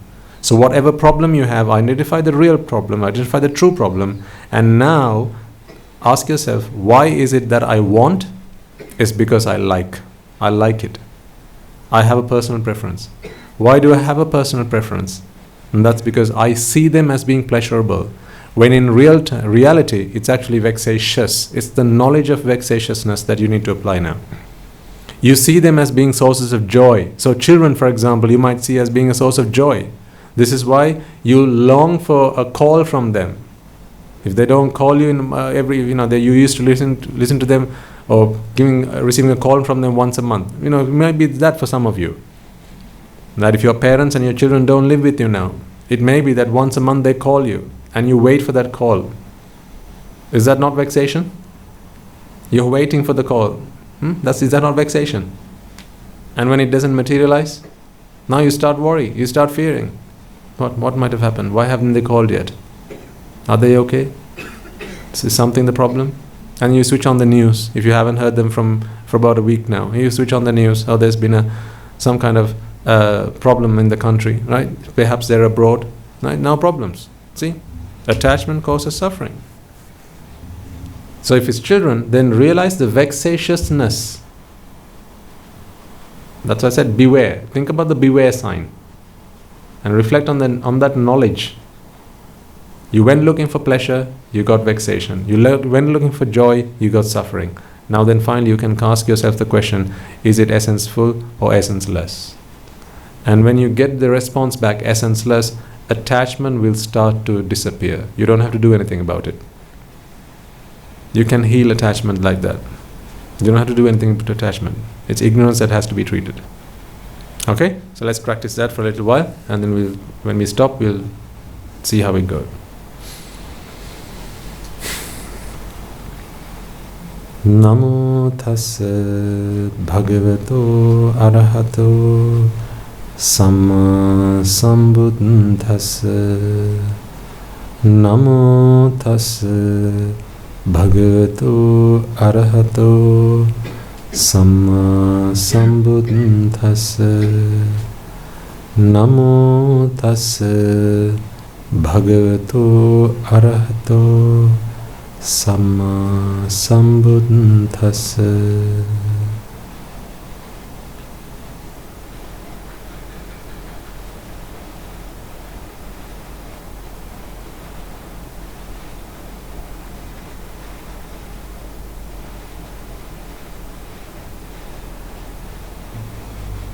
Etam santam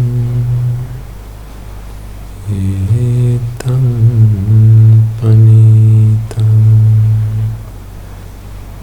yadidam sabba sankhara samato sabbo padipati Nisagngo tanhakayo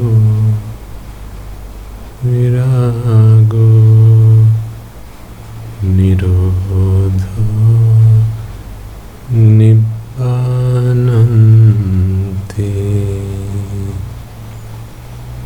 kinam puranam navannati sambhavam viratta citta ayatike bhavasmin tekina bija avirulhichanda nibbanti dhira yathayam padipo nibbanti dhira yathayam padipo nibbanti dhira yathayam padipo. Right. So you practice that for about half an hour now. Before we try and do that again, I want to ask you how it will go. Did you have things to apply? That's the first question. Did you have scenarios from your life, problems that you thought were suitable to apply?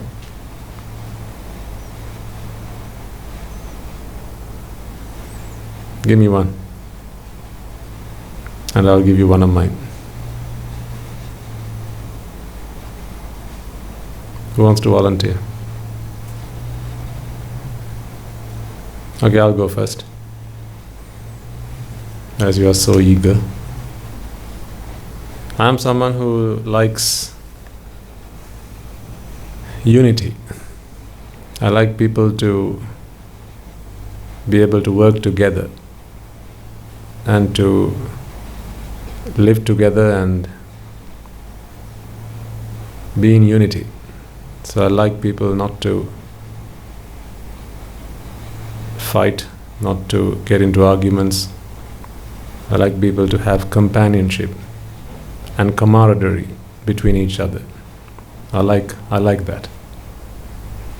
So that's a problem that I have, the fact that I like it. So our monks will know that I'm always an advocate of that. I always ask them to work together, to be together. Don't let things come in between yourselves. If you have problems with each other, then go and talk about it and get them resolved. Don't let problems linger, and then don't let it fester and ruin a good relationship. So I'm someone who likes that, and that is my problem. So this is one of the things that I'm tackling as a problem, because I should be able to advocate unity without being attached to it. Right? So unity is a good thing, but my attachment to it, that's not a good thing. So this is one of the things I'm fighting with. It's good for people to work together and to not let petty issues between people to disrupt their harmony. But my attachment to it and my wanting for people to be like that, now of course that is a problem. Some of you may have that as a problem. So this is one of my problems. So the way I see it then is I look at it as being anicca. I see that this idea, this concept of unity is vexatious. In other words, if I mentally have an attachment for unity to exist, for people to be working in harmony, then if I have a mental attachment to that, then I will suffer as a result of that. Because you see, for as long as I have that as something I want, am I not constantly vexing about it? I'll always be thinking, for example, if I have a group of monks working together, maybe anagarikas working together, or perhaps when our devotees come to the monastery and they work on something together, whenever there's a project and there's people working together, deep down in my mind I'm always thinking, might something happen that might disrupt their unity? See, I'm always vexing about it. Might someone say something to somebody else which might cause disharmony between them? Might there be an altercation? Might there be a problem? Even if it's not expressed verbally, might there be something that someone picks up which might hurt their feelings? And then that ill will, that resentment is what they take away with them. And then from that day onwards, the two of them will not get along with each other. So this is something that I'm vexing about. So then dukkha kicks in. What if someone says something to somebody and I think, he shouldn't have said that. Now I'm thinking, what if? What if that guy took it the wrong way? What if what they just talked about between each other is a spark which is going to cause a massive problem between the two of them? This is the what if that problem that I'm going to have now. And then I'm going to do abhisankara. To relieve myself of that vexation, I'll have to do things now. I'll have to go and talk to them. What he said, he didn't mean it in a bad way, right? I overheard the conversation, so don't take it personally. He must have just said it, because he was in a rush. See, now I feel the need to go and say things like that because I'm vexing. Sometimes if I see two people having, maybe exchanging words which I feel, I'm not sure that the tone of those words might have been received in a different way, in a wrong way, then I will usually make an opportunity to go and speak to the person who said it and say, next time, how about you express it differently? Or I might even say, the person that you are talking to, they might have misunderstood what you said, so maybe you should go and just clear the air out. Just go and talk to them and see if there was a problem. Perhaps they misunderstood you. Would you mind just going and doing that for me? I'll even say that. Would you mind doing me a favor and just go and talk to the other person and make sure that they didn't misunderstand what you were saying? This is abhisankara. It has to be done, yes. But now I'm not doing it just because it has to be done. I'm doing it because I'm vexing. So isn't that a problem? Yes. And then of course there's going to be viparinama. There's only so much abhisankara I can do. One day it's going to fall. And then when I see disharmony, when I see harmony disrupted, then that is going to be a cause of my suffering. Or that's going to be a moment where I'm going to start suffering. So, why did I want harmony between people? Because I saw that as being pleasurable. That's a good thing. It's nice for people to be able to get along with each other. This is an idea that I hold on to.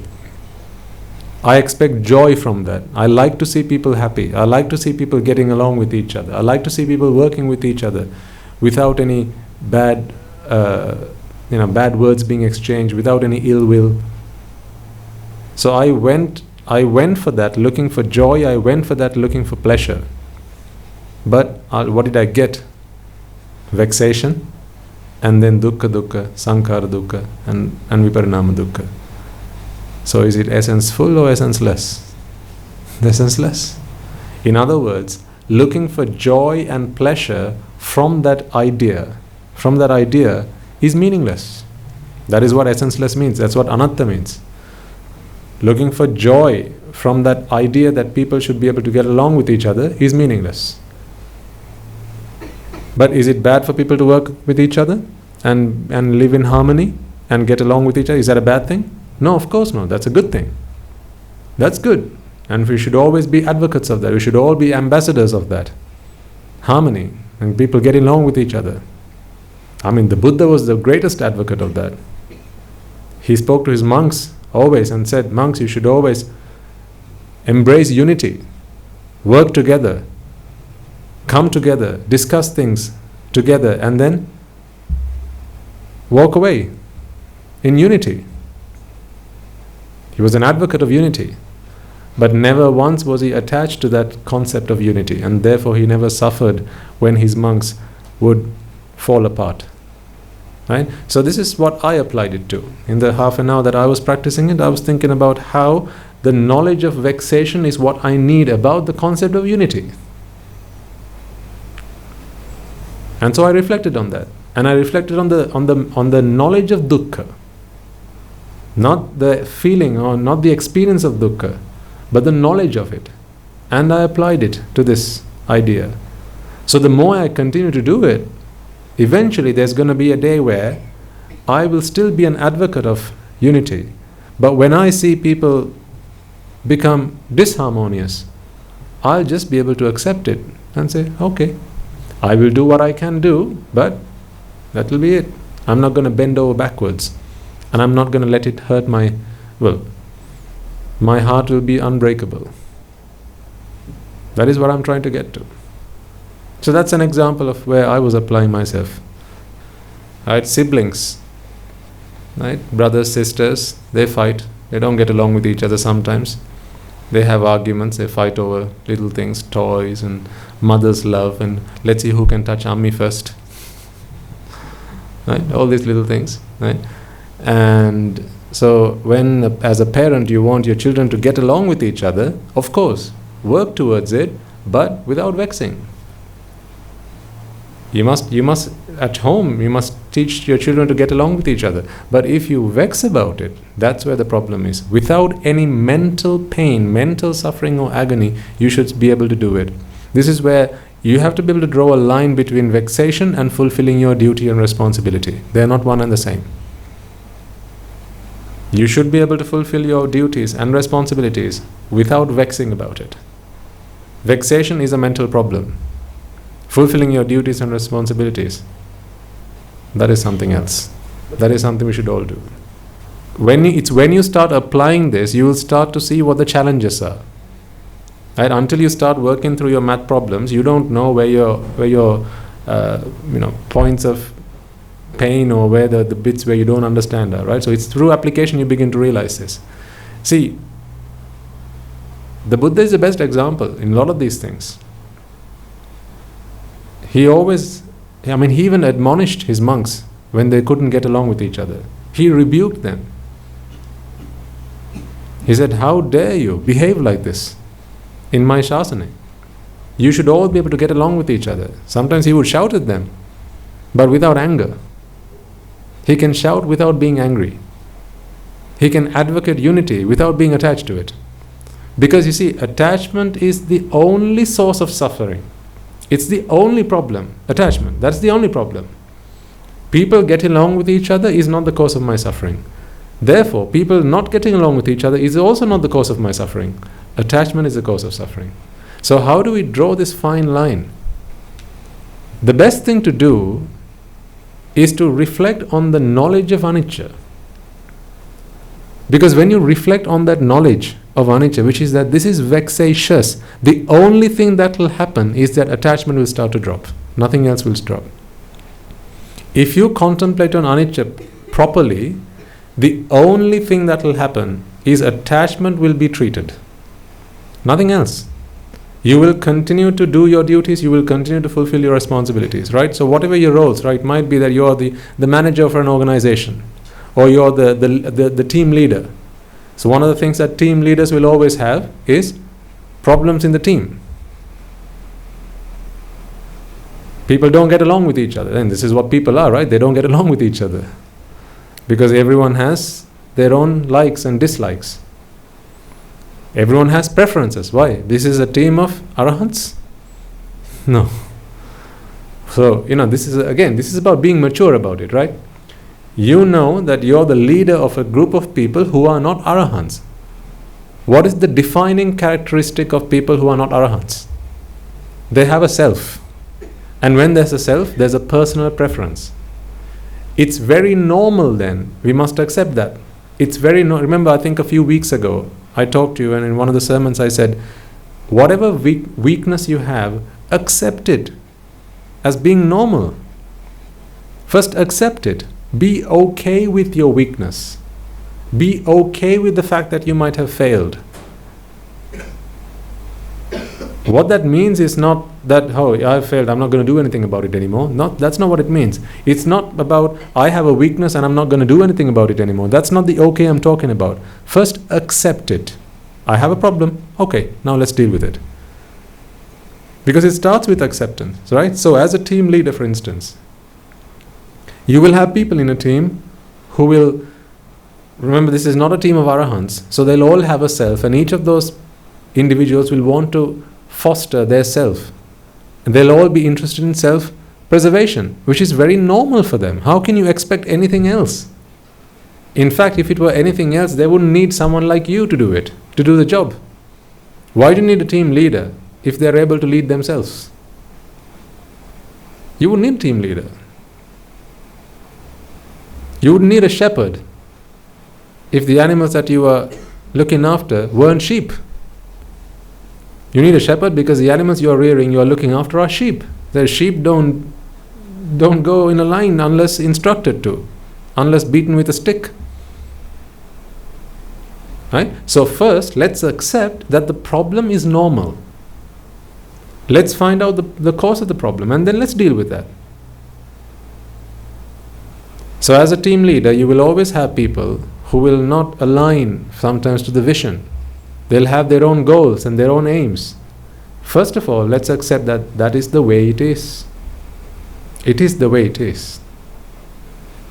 One of the karmasthanas I gave one of our foreign visitors who came to the monastery, he had a really difficult time accepting himself. He always thought that he was not good enough. He always thought that he was responsible, so he had some This was a long time ago. He had some of the members of his family. They had challenges at home. They had some problems at home, and he always kept feeling responsible for the problems that they have at home.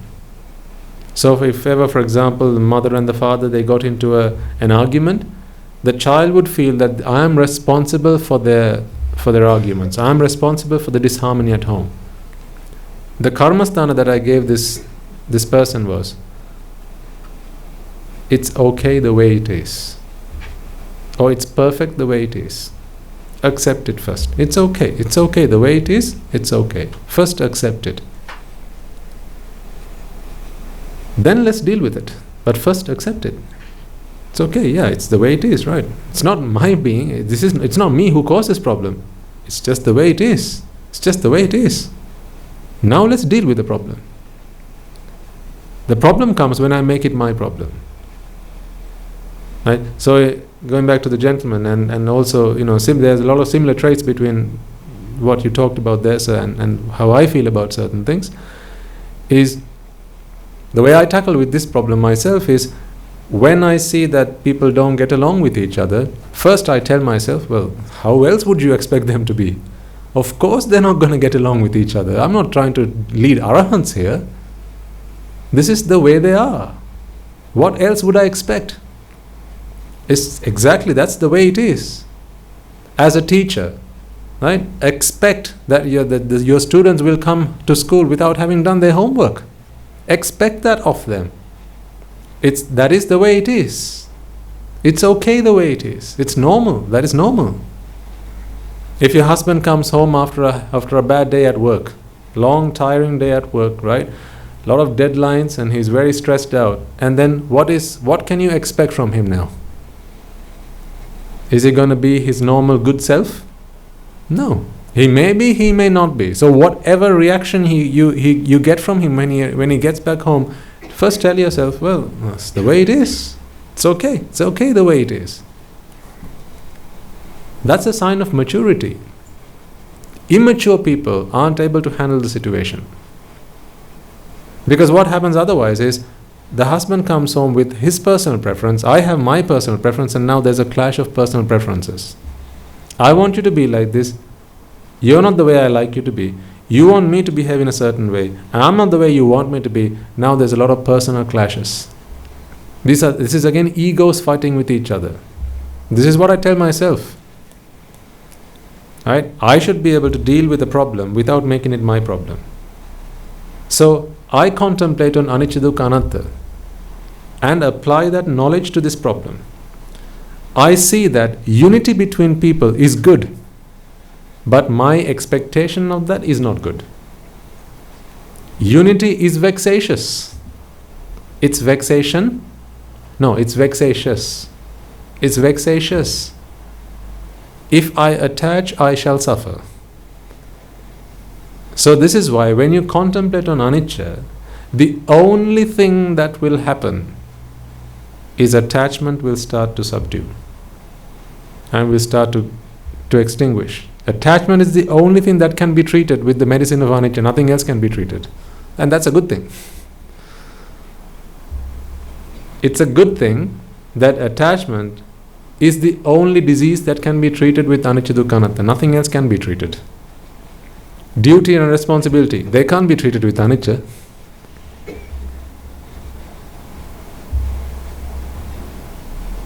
Or you can practice ungratefulness. Now duty and responsibility, yes, they'll start going away.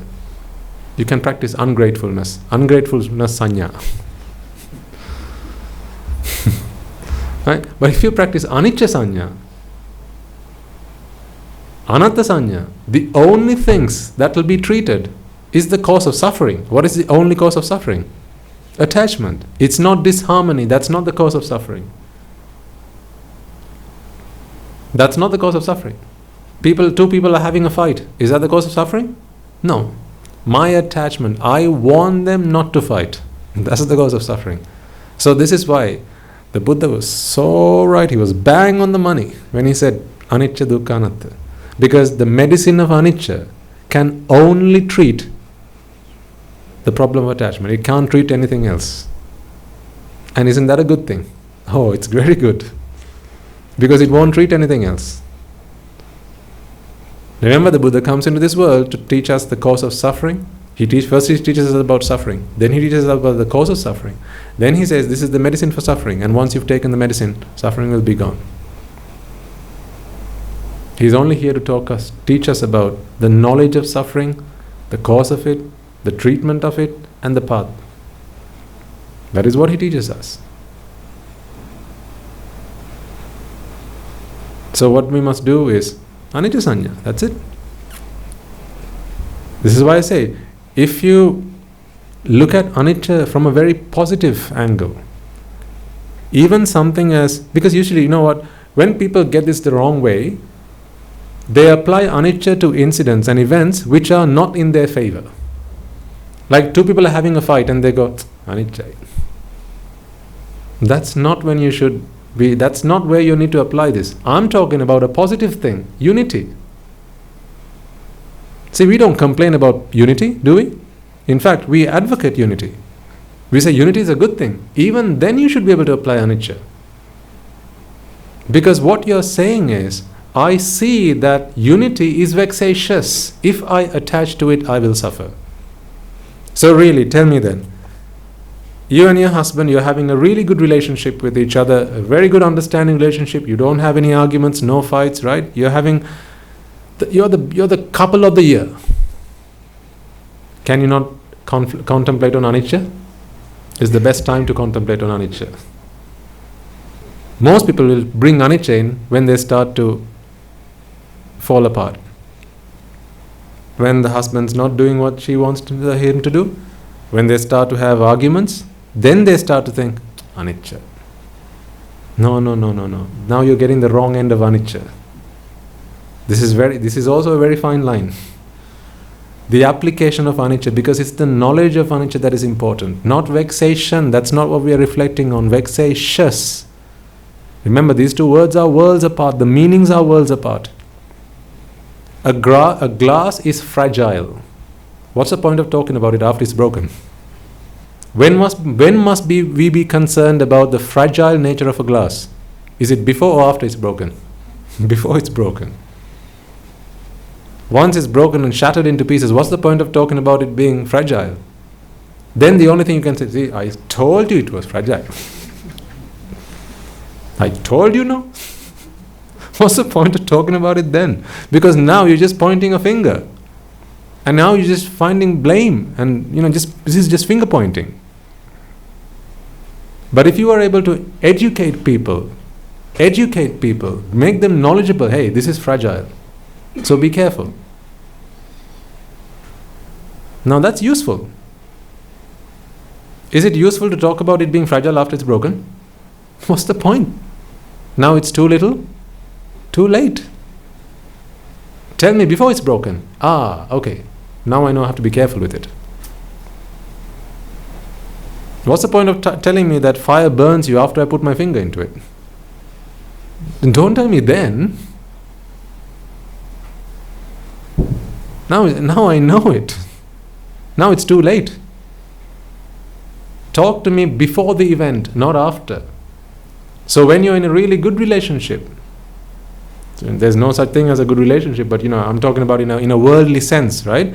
You need to be able to have the intelligence to work out what meaning I convey with the words I give to you. So when you're in a healthy relationship, let's put it that way, so, right? It's not an abusive relationship, and there's a good understanding between each other, right? That's the time you need to contemplate on anicca.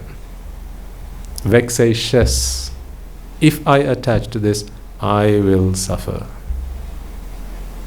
So once you've understood that, does the wife no longer fulfill her duties and responsibilities? Of course she will. Why? She understands.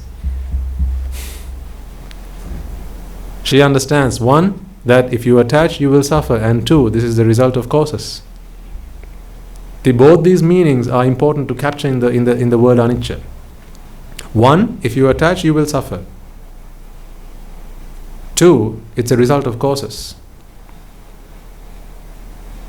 If you attach, you will suffer also because it's the result of causes. Right? So that is the resounding concept behind all of it. It's the result of causes.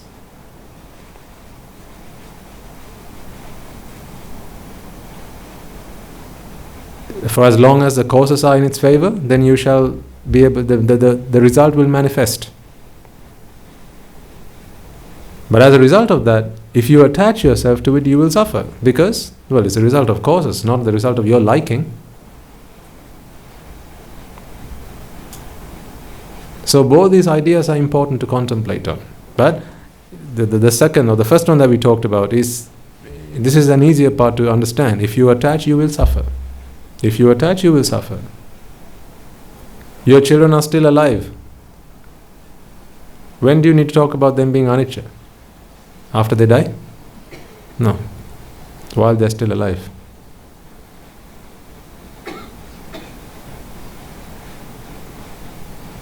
While they're still alive. If you attach, you will suffer. Remember, it's not only after it breaks, because when people talk about anicca, after the event, they're only talking about a very small part of anicca. Because the dukkha part, they completely ignore. Because now they're talking about viparinama dukkha. But the dukkha and the abhisankhara dukkha, those two parts, they completely ignore when you talk about anicca after the event. A glass is fragile. That knowledge of anicca is important for you to understand the dukkha part. What if? That's why when you keep it too close to the table, to the edge of the table, you will move it away from the edge. Because this is abhisankhara. It's breakable. It's fragile. Once it's broken, now you're just talking about viparinama dukkha. What about the dukkha? The what if? The what if was always there from the moment you wanted it to be okay. From the moment you attached yourself to it, it started. Not a moment later. The moment you wanted it, it started. Right? Family members, particularly, you have to be very careful when you deal with them. Right? Because friends, you can let go of them when you feel like you don't want them anymore.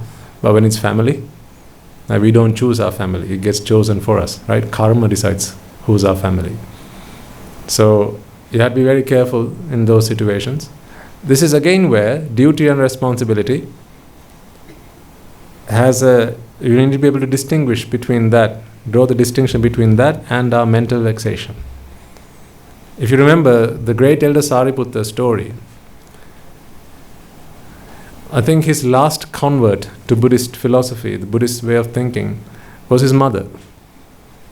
If I remember the story right, when Venerable Sariputta realized that my time is up, he asked around where his mother was, and he realized that his mother was still a non-Buddhist, and she was a follower of the Mahabrahman. So she was, I think, a Hindu probably in those days. And she realized that she had to help his mother to see the Dhamma, to enlighten. So when he went to visit his mother for the last time, so imagine Venerable Sadhu is very elderly at this age, at this time, and of course his mother will have to be very much older than he is. So probably a very stubborn lady. And you can see that in the scriptures, when reading the story. No matter how many of Venerable Sariputta's disciples went along with him, his mother didn't fall for it. In fact, his mother didn't for a moment accept that the great elder Sariputta was a great man.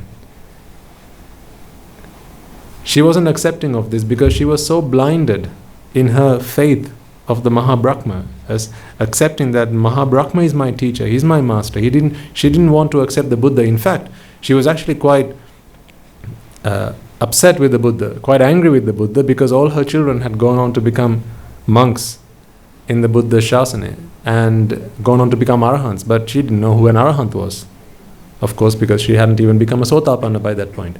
So I can kind of imagine the kind of scenario that might have happened, the situation that might have unfolded at his home, where Venerable Sariputta goes to meet his mother, Right? So coming in, the mother might have said, come in, come in. That might have been how she might have treated him, because she would not have felt the need to treat her son with any respect. After all, she is only saying, it's just my son coming back home. She doesn't see a great elder Sariputta. She just sees, this is my son coming back home, right? So she might have said, okay, come on in, take a seat. Right? How have you been? Imagine how you might talk to the great elder Sariputta if ever you had the chance to meet him. So this is not how the mother is talking to the son, because the mother doesn't realize who this is. So even in that situation, the great elder Sariputta would have given her some advice. But imagine how careful he might have been. Right? For a son to give advice to the mother or the father. You will have found yourselves in those situations. Many of you may. Right? Particularly where you have been introduced to the Dhamma, but perhaps your parents aren't yet. Right? So to introduce your parents to the Dhamma, it can be quite challenging. Because one, they're not used to it. Because they're the parent, you're the children. So what are they used to? Advice, one way. This is not a two-way road. It's one way. I give you advice. Because I am the parent and you're the child. You listen to me, not I listen to you. This is what they're used to. So his mother would have been used to that. So imagine the Sariputta Thero going and sitting down and speaking to the mother and saying, Amma, you need to understand the Dhamma. This is not how you need to be conducting yourself. Right? You could go to the great hells. What do you think the mother would have said? Me? Hell? Hell to you? I am a follower of the Mahabrahma. He is my master. Who is this Buddha fellow that you go and become, who say your master is? Who is that? It's not like him. My master is the Mahabrahma. He's nothing compared to your Buddha. This is how the mother would have spoken. Very adamant, stubborn, not open-minded. So what happened was, for those of you who know the story, or for those of you who don't know the story, eventually the Devas, they started to visit the Sariputta, the great elder Sariputta, to pay their respects. So what the mother could see were flashes of light appearing from the sky, and one by one the Devas, they visited the Venerable Sariputta to pay their respects, because he was going to be passing away into Parinibbana shortly. So the great Sakradeva came, and then eventually Mahabrahma also came. So who is Mahabrahma? The mother's master. So the Mahabrahma also came and worshipped the Sariputta Thero, and he, after having paid his respects, he went away. And then the mother approached the other monks and asked the other monks, what are those flashes of light that just came into the house, and what were they? Who were they, in fact? Because of course, she believed in divine power, so she knew about these flashes of light and things like that. And then it's at that point the other Theros said, well, that's your son, you don't realize, madam, is only second to the Buddha in terms of his wisdom. He is the chief disciple of the Buddha. And all these flashes of light that appeared from the sky were the Devas, including the Mahabrahma, who came and worshipped your son. So it's only at that point the mother realized, well, if the Mahabrahma worships my son, then how great might his teacher be?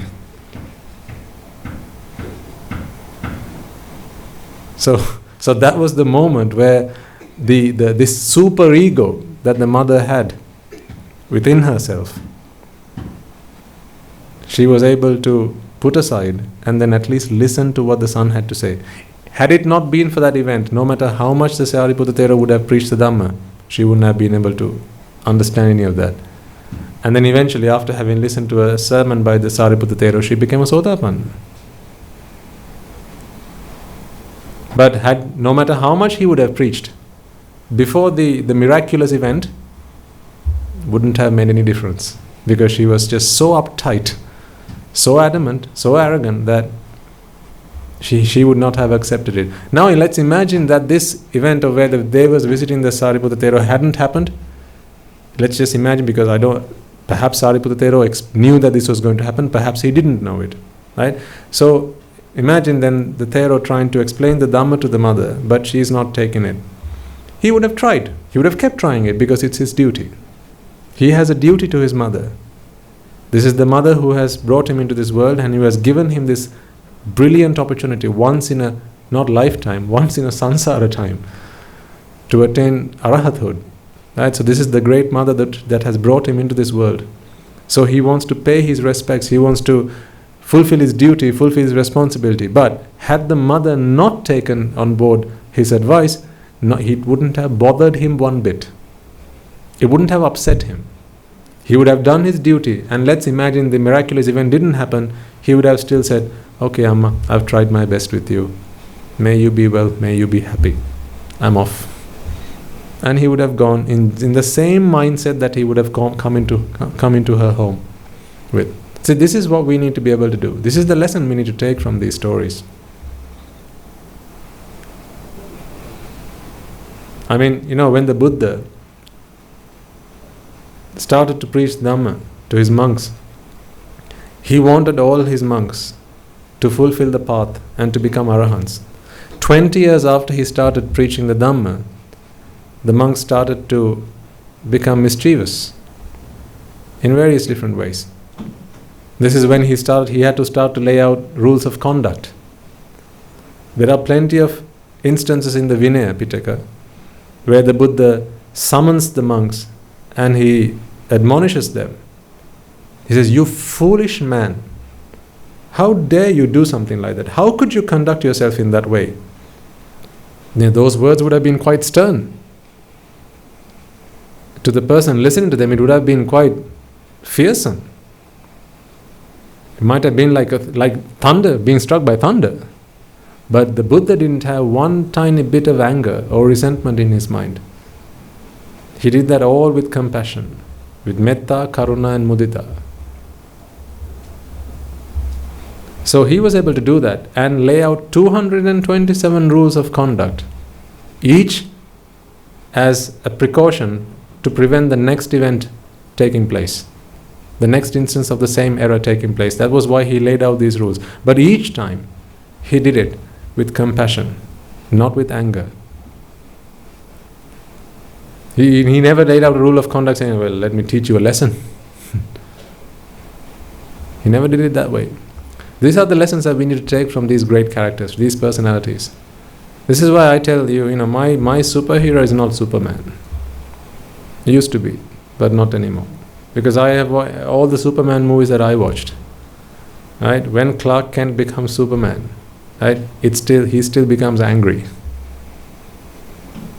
When Lex Luthor tries to come and destroy the world, Superman still gets angry. And you can see the frown on his face, on his forehead. He still gets angry. And he fights back. He fights back. He fights violence with violence. This is why Superman is not my hero. The King of Hearts is my hero. He doesn't fight violence with violence. Because he always, whenever he sees violence, he teaches the perpetrator, why have you become violent? This is the cause. And he shows us that through violence we suffer first, before we have even thought of inflicting that our anger, our wrath on someone else. He shows us that through his teaching.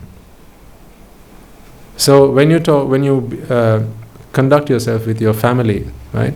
It could be your parents, it could be your children, it could be your close relations, husbands, wife, because it's especially at home, perfect environment for problems to take place, isn't it?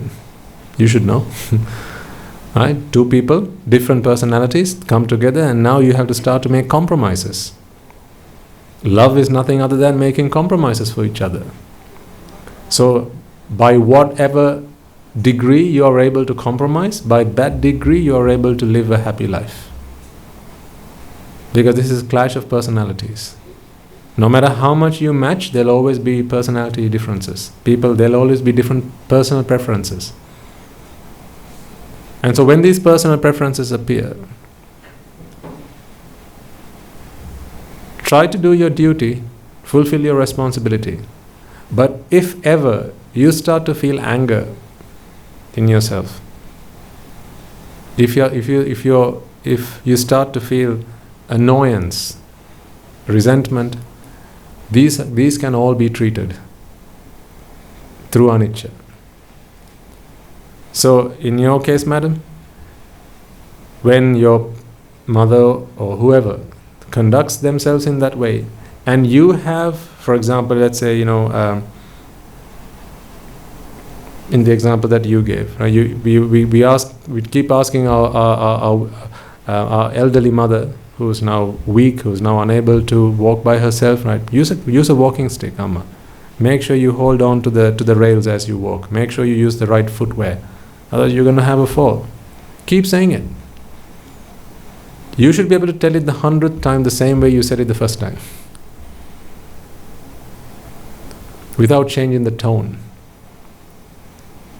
without raising the volume. Usually how does it happen? Don't do it. Then don't do it. Then don't do it. Then you idiot. That's usually how it happens. That shouldn't be how it. Thankfully, she's your mother. It's great in our culture. We respect our elders. We respect our parents, and we don't raise our voices when talking to our parents, right? Or our elders or our teachers. But in other cultures, that may be acceptable. So it may be that inside our mind, that's how we want to tell it, but we don't do it because it's not right to do it that way. See, what about if the wanting to say it that way can be taken away, can be removed? So I should be able to say the same thing the 100th time in exactly the same way. Don't do it. The first time. The 100th time, don't do it. The 500th time, don't do it. Now, I told you earlier on, you should be able to shout without being angry. The Buddha was able to do that. Because sometimes it may be that, let's say with children, okay, you have to raise your voice, otherwise they just don't get it. You should be able to do that also, because it's horses for courses. You should be able to, if your children don't listen to what you have to say when you talk to them in a soft tone, then you should be able to turn up the tone and still be able to say it, but without feeling any anger. So now you're turning up the volume, you're changing the tone for only one purpose, and that is so that your children can find out, identify their weakness and fix it, not to relieve yourself of vexation. Usually the change in tone, the change in volume happens because you're not being relieved of your vexation. That's when the tone starts to pick up. That's when the volume starts to pick up. That's when harsh words start to enter the conversation. First you speak in very nice words, and then harsh words, evil words, right? And very spiteful words sometimes. Sometimes you become sarcastic to hurt the other person. This is because I tried it the first time, I'm not being relieved of vexation, now I'm going to try it harder. It's like, when there are huge rocks that we need to move out of the way when we do our construction work. If it's a small rock, you pick it up with your hand and put it away. If it's bigger than that, then you might use a shovel. If it's bigger than that, then you might use an electric machine. If that doesn't work, then you're going to have to bring a caterpillar, because they're huge rocks. Because the bigger the obstacle is, the bigger the force that has to be used to remove it.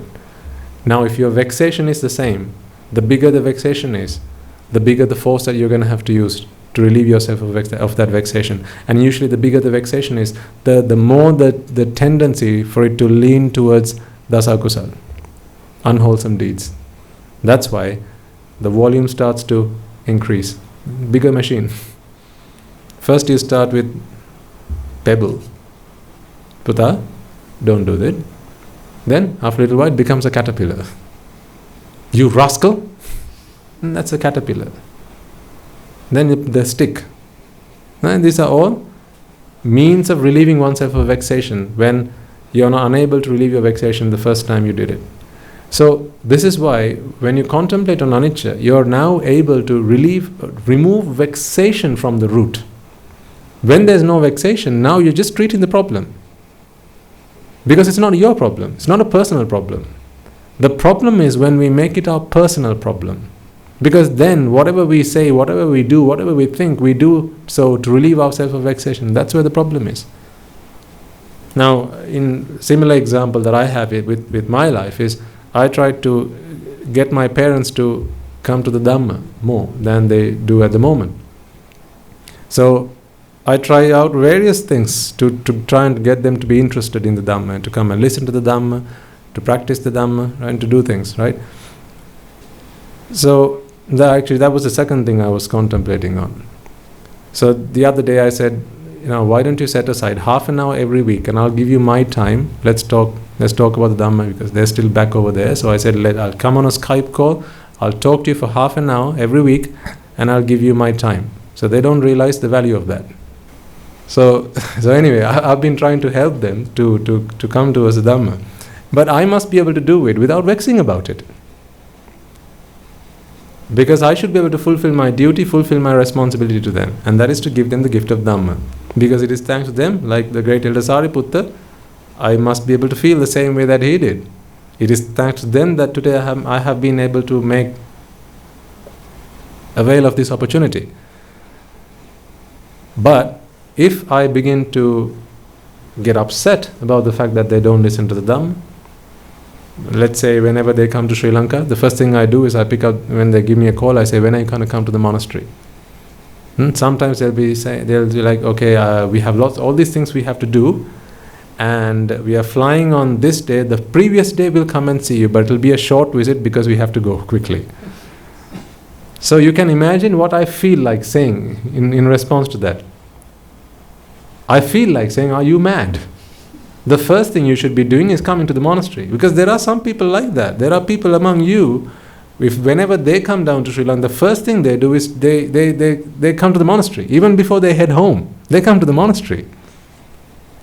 And they come here and they reserve themselves on a meditation program, or they come and speak to a Swamin Wahanse, get to go through their problems, whatever, right?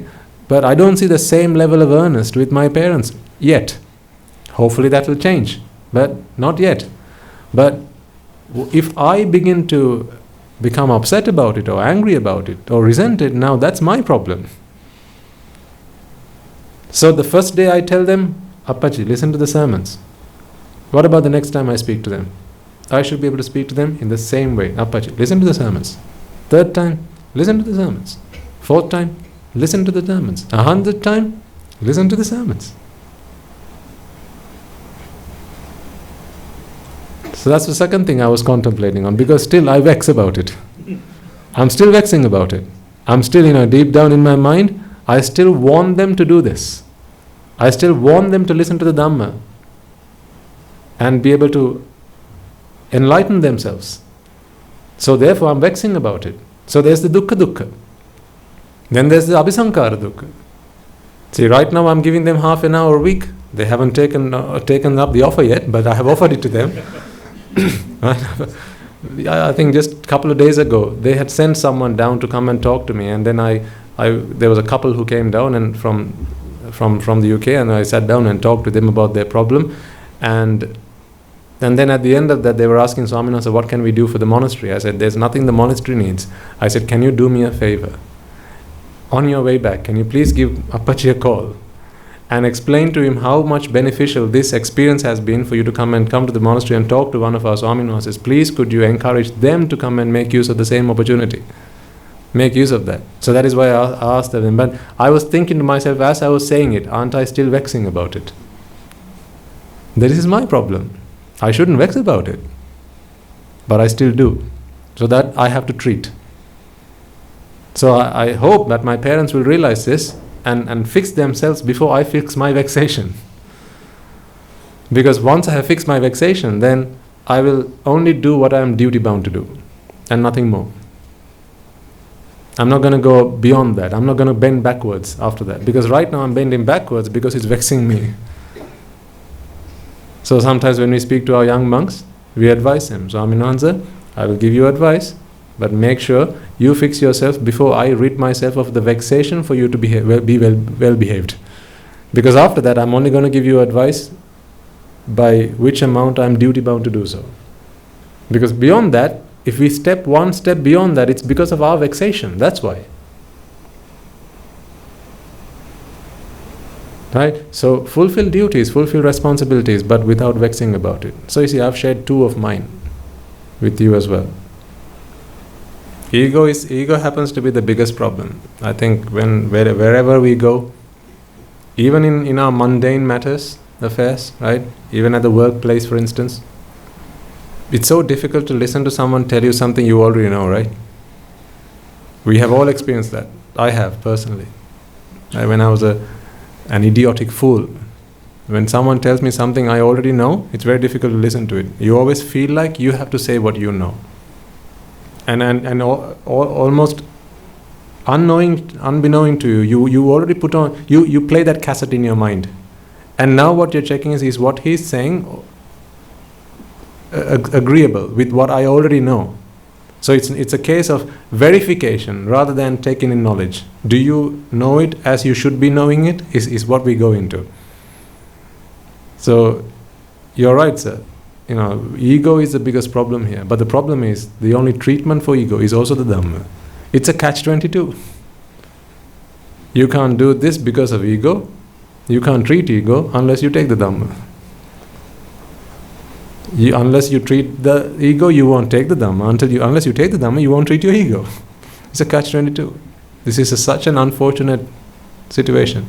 Go back to the story of the great elder Sariputta and what happened in his situation. In his situation, when addressing his mother, the mother was made to understand that the very being that the mother revered with so much respect actually comes and bows down at the feet of the person that up until this point she didn't give any regard to whatsoever. So something similar I sometimes use when we try to give the Dhamma to people who think they are hotshots, who don't like to take the Dhamma because they think they are know-it-alls. And that is usually, when I talk to them, I appeal to their ego. So sometimes it can be seen as buttering them up. But that is not how you should read that situation. We do it with compassion towards them. Because if that is the only way they're going to take it, then that's how we should do it. Sometimes we butter them up. How so? So let's say there's some person who's a very popular figure. Okay, let's say a politician maybe, or some other popular figure. And they come to the monastery on some occasion and they want to, they've just come to have a chat. They're not interested in the Dhamma. Sometimes when we talk to them, what we'll be telling them is, a person like you is very powerful. You have a lot of authority. And there are things that people look for when they choose a leader, when they choose someone to respect, when they choose someone to be a follower of. And so one of those things could be, are they religious? Do they lead a religious life? How practically do they apply themselves to the religion that they follow? So perhaps it's in your interest to listen to the Dhamma. Because when you begin to listen to the Dhamma, then people will begin to see that you are a very religious person, that you are a very good person, that you go to the temple, you listen to the Dhamma, and you are, and people respect that. So let's imagine that there's a politician who comes to the monastery. Not that it's happened, but just as an argument. Say someone comes to the monastery, and then we might tell them, our devotees who come to this monastery, they're very focused on Nibbana. So they'll only side with someone who's also interested in Nibbana. So if you want their votes, the only way you're going to get it is if you show them that you are also interested in the Dhamma. So you had better start listening to the sermons. So we are feeding their ego. Because again, you see, whatever you're vexing from, there is a button that we can push. That's a button that we can push. Let's say you want to become successful in your work. Right? If you come to me asking for advice, Swaminatha, how can I become successful in my career? I'm going to have to show you how the Dhamma is going to help you become successful in your career, and then through that pave a path to Nibbana. Because sometimes if I talk to them point blank about anicca dukkha anatta, they came in looking for career advice. I've given them advice for samsara. They're not interested in that. I don't need to hear about any of this. You're talking about letting go. I don't need to let go. I want to build my career. I want to become successful in my career. What are you talking about? This is nonsense. And then they'll go away. I haven't lost anything, but they have lost everything. So through compassion, sometimes we have to butter up their egos. So even in, I think I might have spoken with quite a few of you. And sometimes when you are, let's say, as a married couple, okay? Let's say there's one of the couple want to listen to the Dhamma, the other doesn't. It's advice I've given plenty of times. I think I've even mentioned this in sermons. Let's say the wife is quite keen on the Dhamma. She wants to listen to the Dhamma, come to the monastery regularly and practice the path and seek her liberation. But she comes and says, Swaminatha, my husband, not interested. How can we help? What we need to do is find out what he is interested in. Remember the analogy of the hand? Right? The thumb can never reach the middle finger. See, when I did that, the thumb could only go thus far. It can't go any further. But what the middle finger can do, it can come down and reach the thumb. And then having done that, now it can help progress. This is how it works. Because who's further up? It's his duty or her duty and responsibility to help those beneath them, their subordinates. Not the other way around, because that's impossible. So what I tell them is, before you start giving the Dhamma to your family, show them that as a result of you taking on board the Dhamma, you have become a better person, a more appealable person to your family. And sometimes some of the examples I give, if you've come along to the meditation programs, you will have heard me say this plenty times. Sometimes people, they listen to the Dhamma and then they go back home, especially after the meditation program, and now they become a completely different person, having taken on the Dhamma. They'll tell themselves, I no longer want to watch TV, I no longer want to be with my husband, I no longer want to go and eat out, I no longer want to do this, that and the other, because they think the world is anicca dukkha anatta, right? I don't need anything, I just need to focus my life on Nibbana now. What happens then is the other person that you're living your life with, they become your enemy. Because that is not what they expected from sending you to a meditation program. What they expected from sending you to a meditation program is to come back a better person in their eyes, not in your eyes, or not in the Buddha's eyes. In their eyes. Remember, they have made an investment. Whenever you make an investment, what do you expect in return? You want a return in exchange for that. Right? If you make an investment, you want a return. So remember, the husband in this example has made an investment by sending their wife on the meditation program. So therefore, he wants a return. And the return is, she has to be a better wife than when she went. If she spoke to me, darling, now she has to come back home and say, baby. That's how she should talk to me now, as a result of going on the meditation program. This is what they expect. But what happens is, she said darling before she went. Now she comes back and says, Upasaka Mahatya. Now what happens? Now the husband becomes her enemy. In fact, he becomes an enemy of the Dhamma. And then he begins to say, what has happened to you? You are never allowed to go back to that monastery ever again. Don't you ever step foot there again. See, whose fault is it now? It's the wife's fault. She did something she shouldn't have done. So this is where I advise them, It's great that you are on the path of the Dhamma, and it's great that you want to get your husband on the path of Dhamma, but here's how you do it. First, look at what he wants from your relationship. If he wants to go out with you once a month, now that you've come on the meditation program, show him that you are much more grateful as a wife to him than you were before you got the Dhamma. If he likes going out with you once a month, start going out with him twice a month. You go and make that suggestion. You go and tell him, dear husband, right? I realize how lucky I am to have someone like you in my life. And this is the truth. This is not lying. This is not making stuff up. Is she not lucky to have come on the meditation program? Is she not lucky to have had a husband who allowed her to come on the meditation program? Had it been someone else, perhaps he might not have allowed her that opportunity.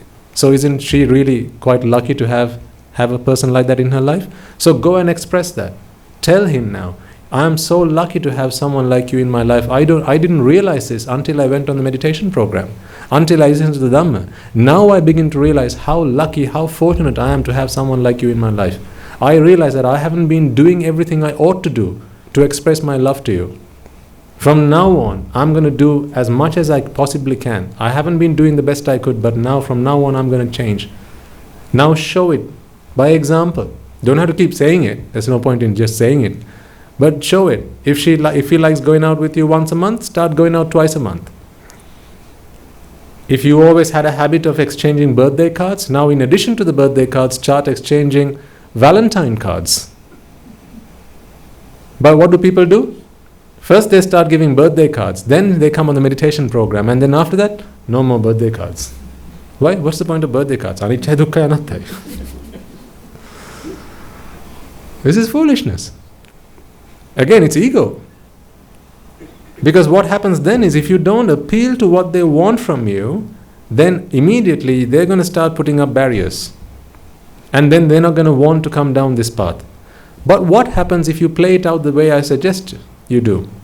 Now they're going to begin to, people are intelligent, they're going to start to think, how come she's changed so much? She didn't used to treat me like this. She's become such a nice person. She's become a brilliant wife. She wasn't like this before. I've tried doing so many things to get her to change, but she hasn't changed. But how come she's changed now? And then he might even come and ask, how come you have changed? You're a lot different than you used to be. Because I listen to the Dhamma now. When I listen to the Dhamma, I realize how lucky I am to have someone like you in my life. So should I listen to the Dhamma sermons, or should I stop listening to them? What do you think he's going to say? Make sure you listen to the Dhamma sermons. Why? The more you listen to them, the more I'm going to get what I want from you. And then he doesn't become an enemy of it. Now he becomes a friend. He sees the Dhamma as an ally. He sees the Buddha as an ally. He sees the Sangha as an ally. Now he's going to begin to want to come with her to the temple. Now he's going to, before it used to be, you go by bus, I'll come and, tell me when you are done, I'll come and collect you from the bus stop. Now he's going to say, I'll take you next time, darling. Then he's going to drive you to the temple. Next day he's going to say, I'll come and spend half a day with you. And then he's going to come down and listen to one of the sermons. Then he's going to get the Dhamma.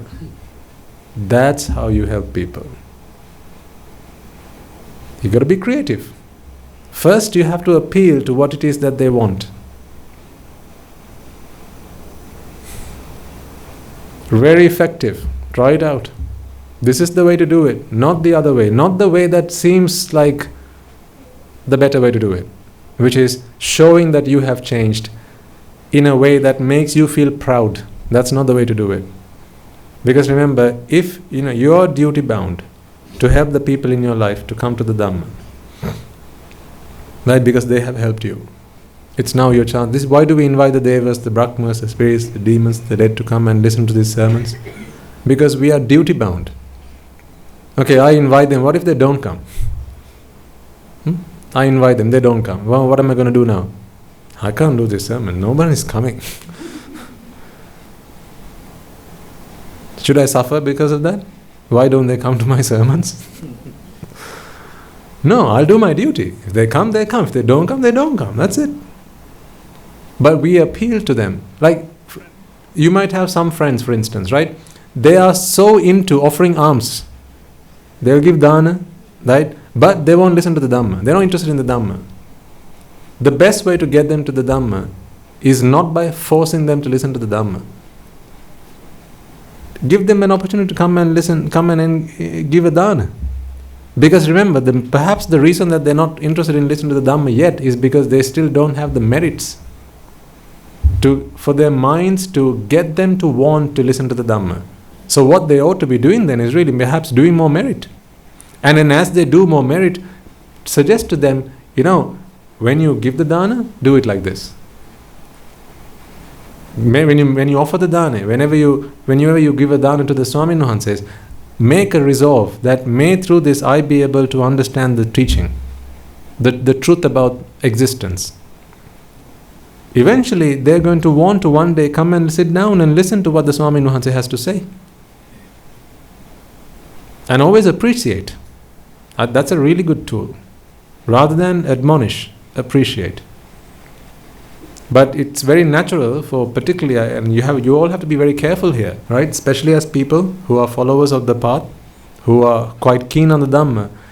You can fall into this pit, and that is, when you see someone who is not a follower of the Dhamma, you might feel the need to rebuke them about it, to blame them about it, to tell them that they are wrong to not listen to the Dhamma.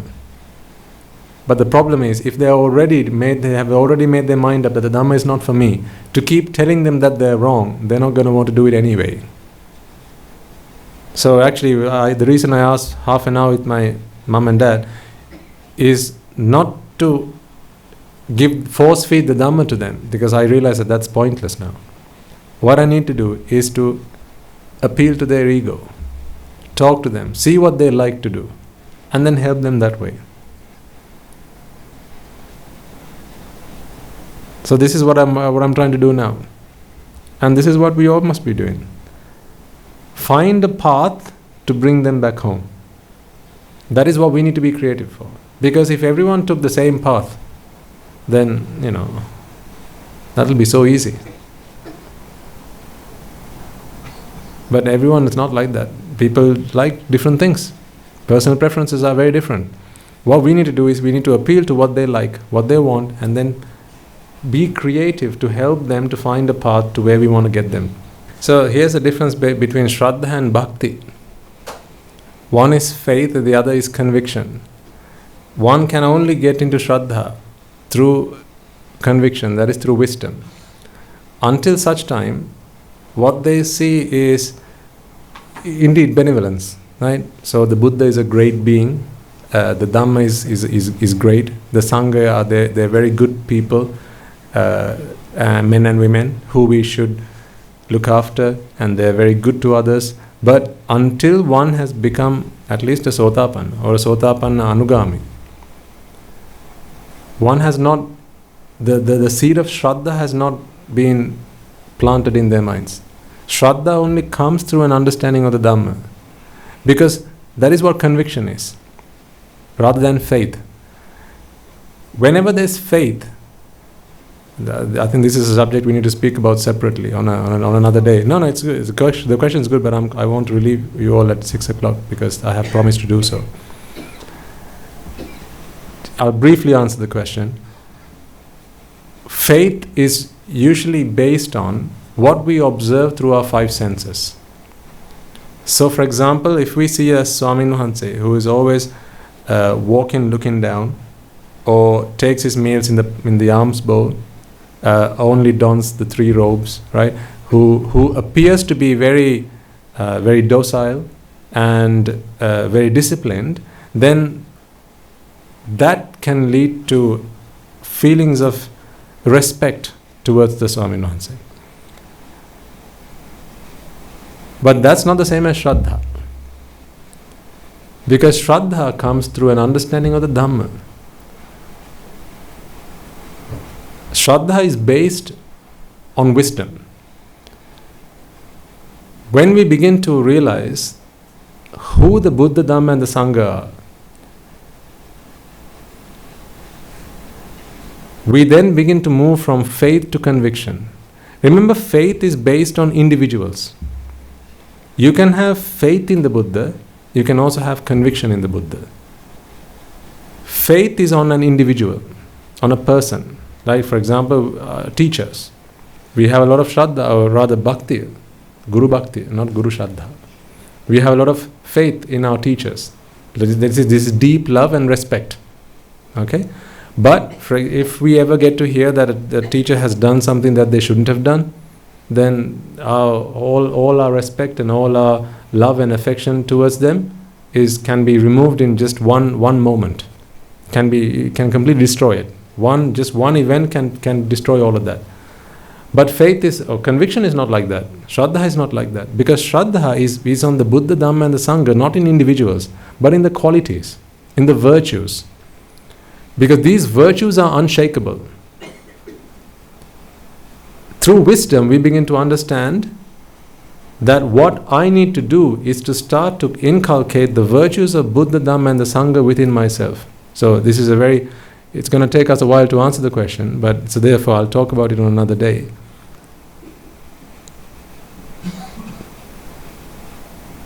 So what we need to do is those people who have bhakti or faith in Buddhism, that's a good thing because it's always a good place to start. Right? Introduce them to the Dhamma of anicca dukkha anatta in the hope that they will convert from faith to conviction. Because a sotapanna is someone whose faith has been converted to conviction. And that conviction cannot be taken away from them, cannot be destroyed no matter what. You could walk up to a sotapanna and tell them all the bad things you know about a Buddha. Not that the Buddha has any bad things, but things that you think. Or you might try to paint a bad picture about the Buddha to a sotapanna, and you can't change their belief in the Buddha. Because who they are, they have not based their faith on a person. They have based their conviction on the virtues of a Buddha. It's the qualities, not a person. I'll talk about that on another day, because it's a topic that we need to go into a little more depth in before we can understand what it is we're talking about. I think I touched on this some time ago in a previous sermon, but we'll talk about it in more detail. Because I know I need to relieve you all at 6 o'clock. Okay, so we have only a few minutes left. So I think we should probably close the sermon there.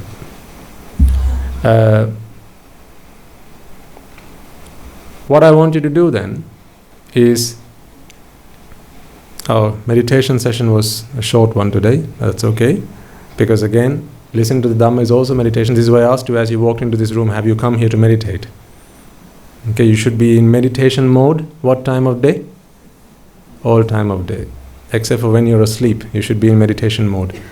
In other words, whenever problems come to you, you should be able to deal with them, tackle them. Tackling life's practical problems through anicca dukkha anatta is Buddhism. If someone asks you what is Buddhism, you can give them that definition. Tackling life's practical problems through anicca dukkha anatta. Then they'll ask you what is anicca dukkha anatta. Now you can start giving them a lecture. Because that's what you ought to do. Tackling life's practical problems. Life's practical problems. This is where I want you all to apply the Dhamma in. Not to become knowledgeable about the Dhamma. Not to write a thesis on the Dhamma. Not to get a PhD in the Dhamma. That's not life's practical problems. Life's practical problems, like how do I get along with my husband? How do I get along with my friends? How do I get along with my rowdy neighbors? Right? I can't drink a cold tea. Isn't that a practical problem? That's a practical problem. I can't eat Ingiriya without kirihodi. That's a practical problem. If you run out of kirihodi, you should be able to just pour your glass of water into your Ingiriya and eat it. Yes or no? Yes. Why? If you just need the Ingiriya to become slippery so it can go down your throat, why does it have to be kirihodi? It could be anything. See, that's a practical problem. When people don't use Buddhism to treat practical problems, then they become a practical joke. That's what happens. So don't become a practical joke. Use Buddhism to treat life's practical problems. The more of them you deal with, the more of them you tackle, the more of them you handle, the closer you will get to Nibbana. And make sure you start making some smart goals towards your Nibbana. I really urge you to do this. Okay, our Swami Masters have started doing it, and I want you to do it as well. Start making some smart goals. Write down things that you struggle to do right now. You should be able to do them.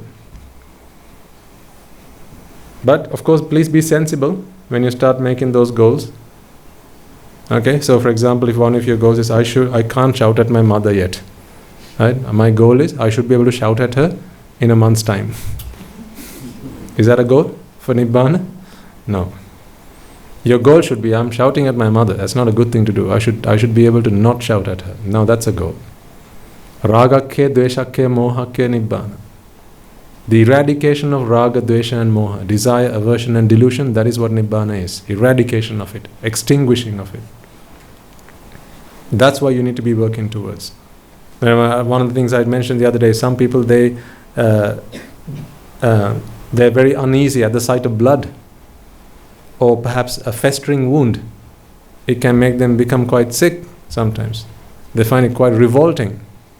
These are all defilements.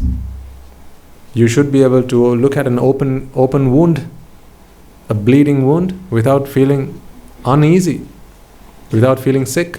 You should be able to look at pus in a wound, and a festering wound, maggots in a wound, without feeling uneasy.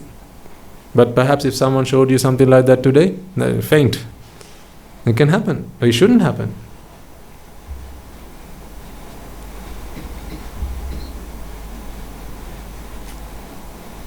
It can happen sometimes. Now, let's say someone's been in an accident, and half of their face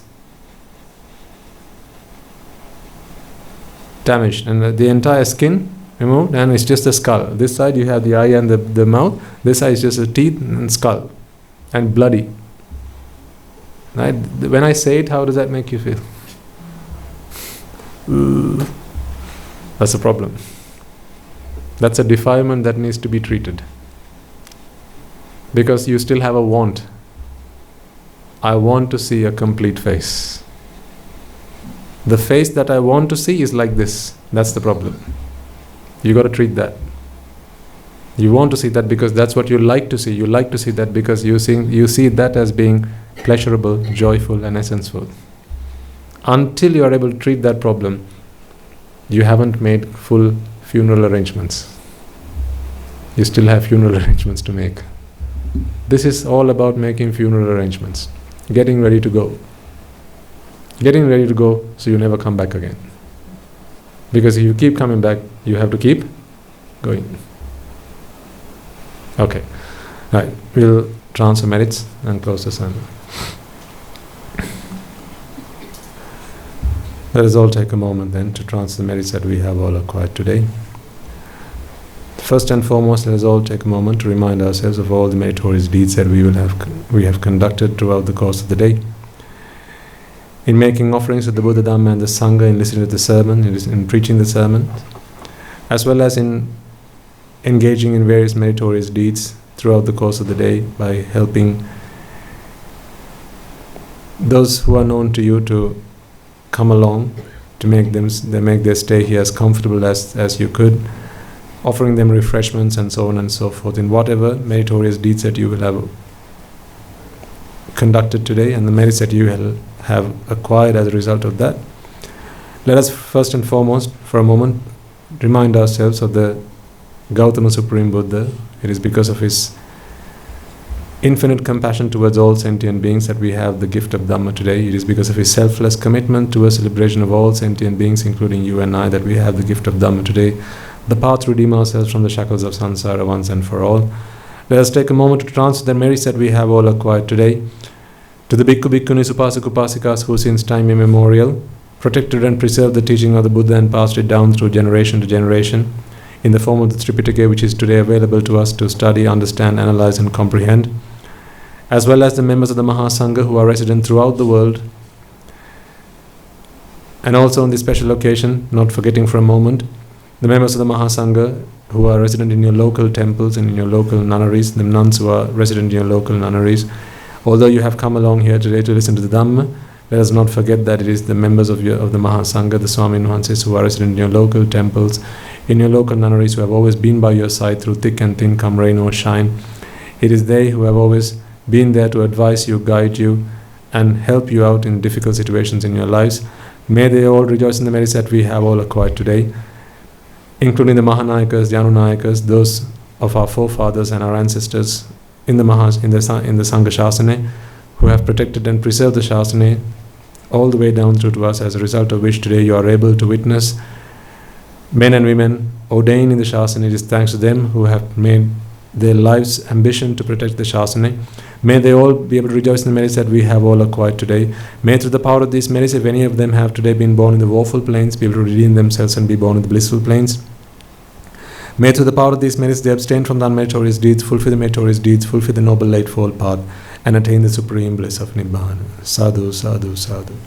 Let us also take a moment to transfer merits to the Devas, Brahmas, spirits, demons, and the dead, as well as anyone who might have been a relation of yours in its infinitely long journey in samsara, mothers, fathers, brothers, sisters, uncles, aunts, nephews, nieces, grandparents, so on and so forth, your teachers, co-workers, anyone and everyone who might have helped you, supported you, assisted you in any way, shape or form throughout your lives, throughout samsara, whatever capacity in which they might have made a positive change on your life, may they all be able to rejoice in the merits that we have all acquired today, including those who are among the living today, those of your friends and families, as well as your co-workers. It is thanks to them as they have taken on their shoulders your duties and responsibilities, and therefore relieved you of them, that you are able to be here today, come along to the sermon and listen to it with peace in your minds. May they all be able to rejoice in the merits that we have all acquired today. May through the power of these merits, if any of them have been born in the woeful planes, be able to redeem themselves and be born in the blissful planes. May through the power of these merits they abstain from the unwholesome deeds, fulfill the meritorious deeds, fulfill the noble eightfold path, and attain the supreme bliss of Nibbana. Sadhu, sadhu, sadhu. Let us also take a moment to transfer merits to the members of the armed forces as well as the police force. It is thanks to whom today we are able to enjoy the freedom and harmony that has been made available to us in our country, in our nation. May they all be able to rejoice in the merits that we have all acquired today, as well as men and women who might have lost their lives in the wars that rage throughout our country. Be they friend or foe, may they all be able to rejoice in the merits that we have all acquired today, as well as those men and women who might have lost their lives in natural calamities such as the tsunamis, earthquakes, hailstorms, landslides, so on and so forth, not just in Sri Lanka but also in other parts of the world. It may be that perhaps relations of yours might have been subject to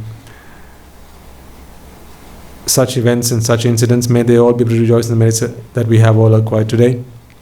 Not forgetting for a moment that any and every one of them will have been a mother to us, a father to us in this infinitely long journey in samsara. With infinite compassion in our hearts and in our minds, let us take this opportunity to transfer merits to all of them. If any of them have been born in the woeful planes, may they be able to redeem themselves and be born in the blissful planes, and may through the power of these merits they abstain from the unwholesome deeds, fulfill the meritorious deeds, fulfill the noble eightfold path, and attain the supreme bliss of Nibbana. Sadhu, sadhu, sadhu. Let us also take a moment to transfer merits to all those men and women who have made it their life's purpose, who have made it their ambitions to lead our country, to protect and preserve our nation, as well as to develop our country to the best of their abilities. May they all be able to rejoice in the merits that we have all acquired today, and may through the power of these merits they abstain from non-meritorious deeds, fulfill the meritorious deeds, fulfill the noble eightfold path, and attain the supreme bliss of Nibbana. Sadhu, sadhu, sadhu. Let us also not forget for a moment all those men and women who have dedicated themselves to protecting the Dhamma as well as spreading the Dhamma. Men and women among yourselves as well who have religiously taken it, made it their duty, made it their responsibility to make these sermons available worldwide to large audiences, to your friends, to your families, to helpless, hopeless people out there who are still seeking true happiness in their lives, in transcribing these sermons, in recording these sermons, in making these sermons available in audio, video format, in whatever capacity, in whatever technology available, making these sermons available to all those men and women out there in the hope that may they be able to receive the gift of the Buddha. Let us take a moment to transfer merits to all of them, as well as those who have been involved in helping you be here today by providing you with transport, or perhaps by providing you with refreshments, offering you to a seat, offering you a glass of water, in whatever capacity anyone and everyone might have contributed to making this event a success, by passing on their blessings or by giving on their contributions through effort or monetary means, whatever capacity, may they all be able to rejoice in the merits that we have all acquired today. May through the power of these merits they abstain from the unmeritorious deeds, fulfill the meritorious deeds, fulfill the noble eightfold path, and may they all attain the supreme bliss of Nibbana. Sadhu, sadhu, sadhu. And finally, may through the power of all the merits that we have all acquired today throughout the course of today's events, throughout the course of all the meritorious deeds that you will have all engaged in, as well as in transferring merits and the merits acquired through the process of doing that, may through the power of all these merits we be able to witness the advent of many hundreds of thousands of Arahants Mahanses in this blessed land and in our very lives itself. Sadhu, sadhu, sadhu. And may, finally, let us all make a firm resolve that may you and I and everyone who has contributed to this, in whatever capacity, small or large, be able to become one of those Arahants Mahanses, one of those Arahat Mehanin Mahanses in this life itself and in the era of the Gautama Supreme Buddha itself. Sadhu, sadhu, sadhu. The members of the Mahasangha will now transfer their blessings to you. May I and all beings in all worlds be freed from the fires of desire. May I and all beings in all worlds be freed from the fires of aversion. May I and all beings in all worlds be freed from the fires of delusion. May I and all beings in all worlds attain the supreme bliss of Nibbana. May the Noble Triple Gem be with you all forever. Sadhu, sadhu, sadhu.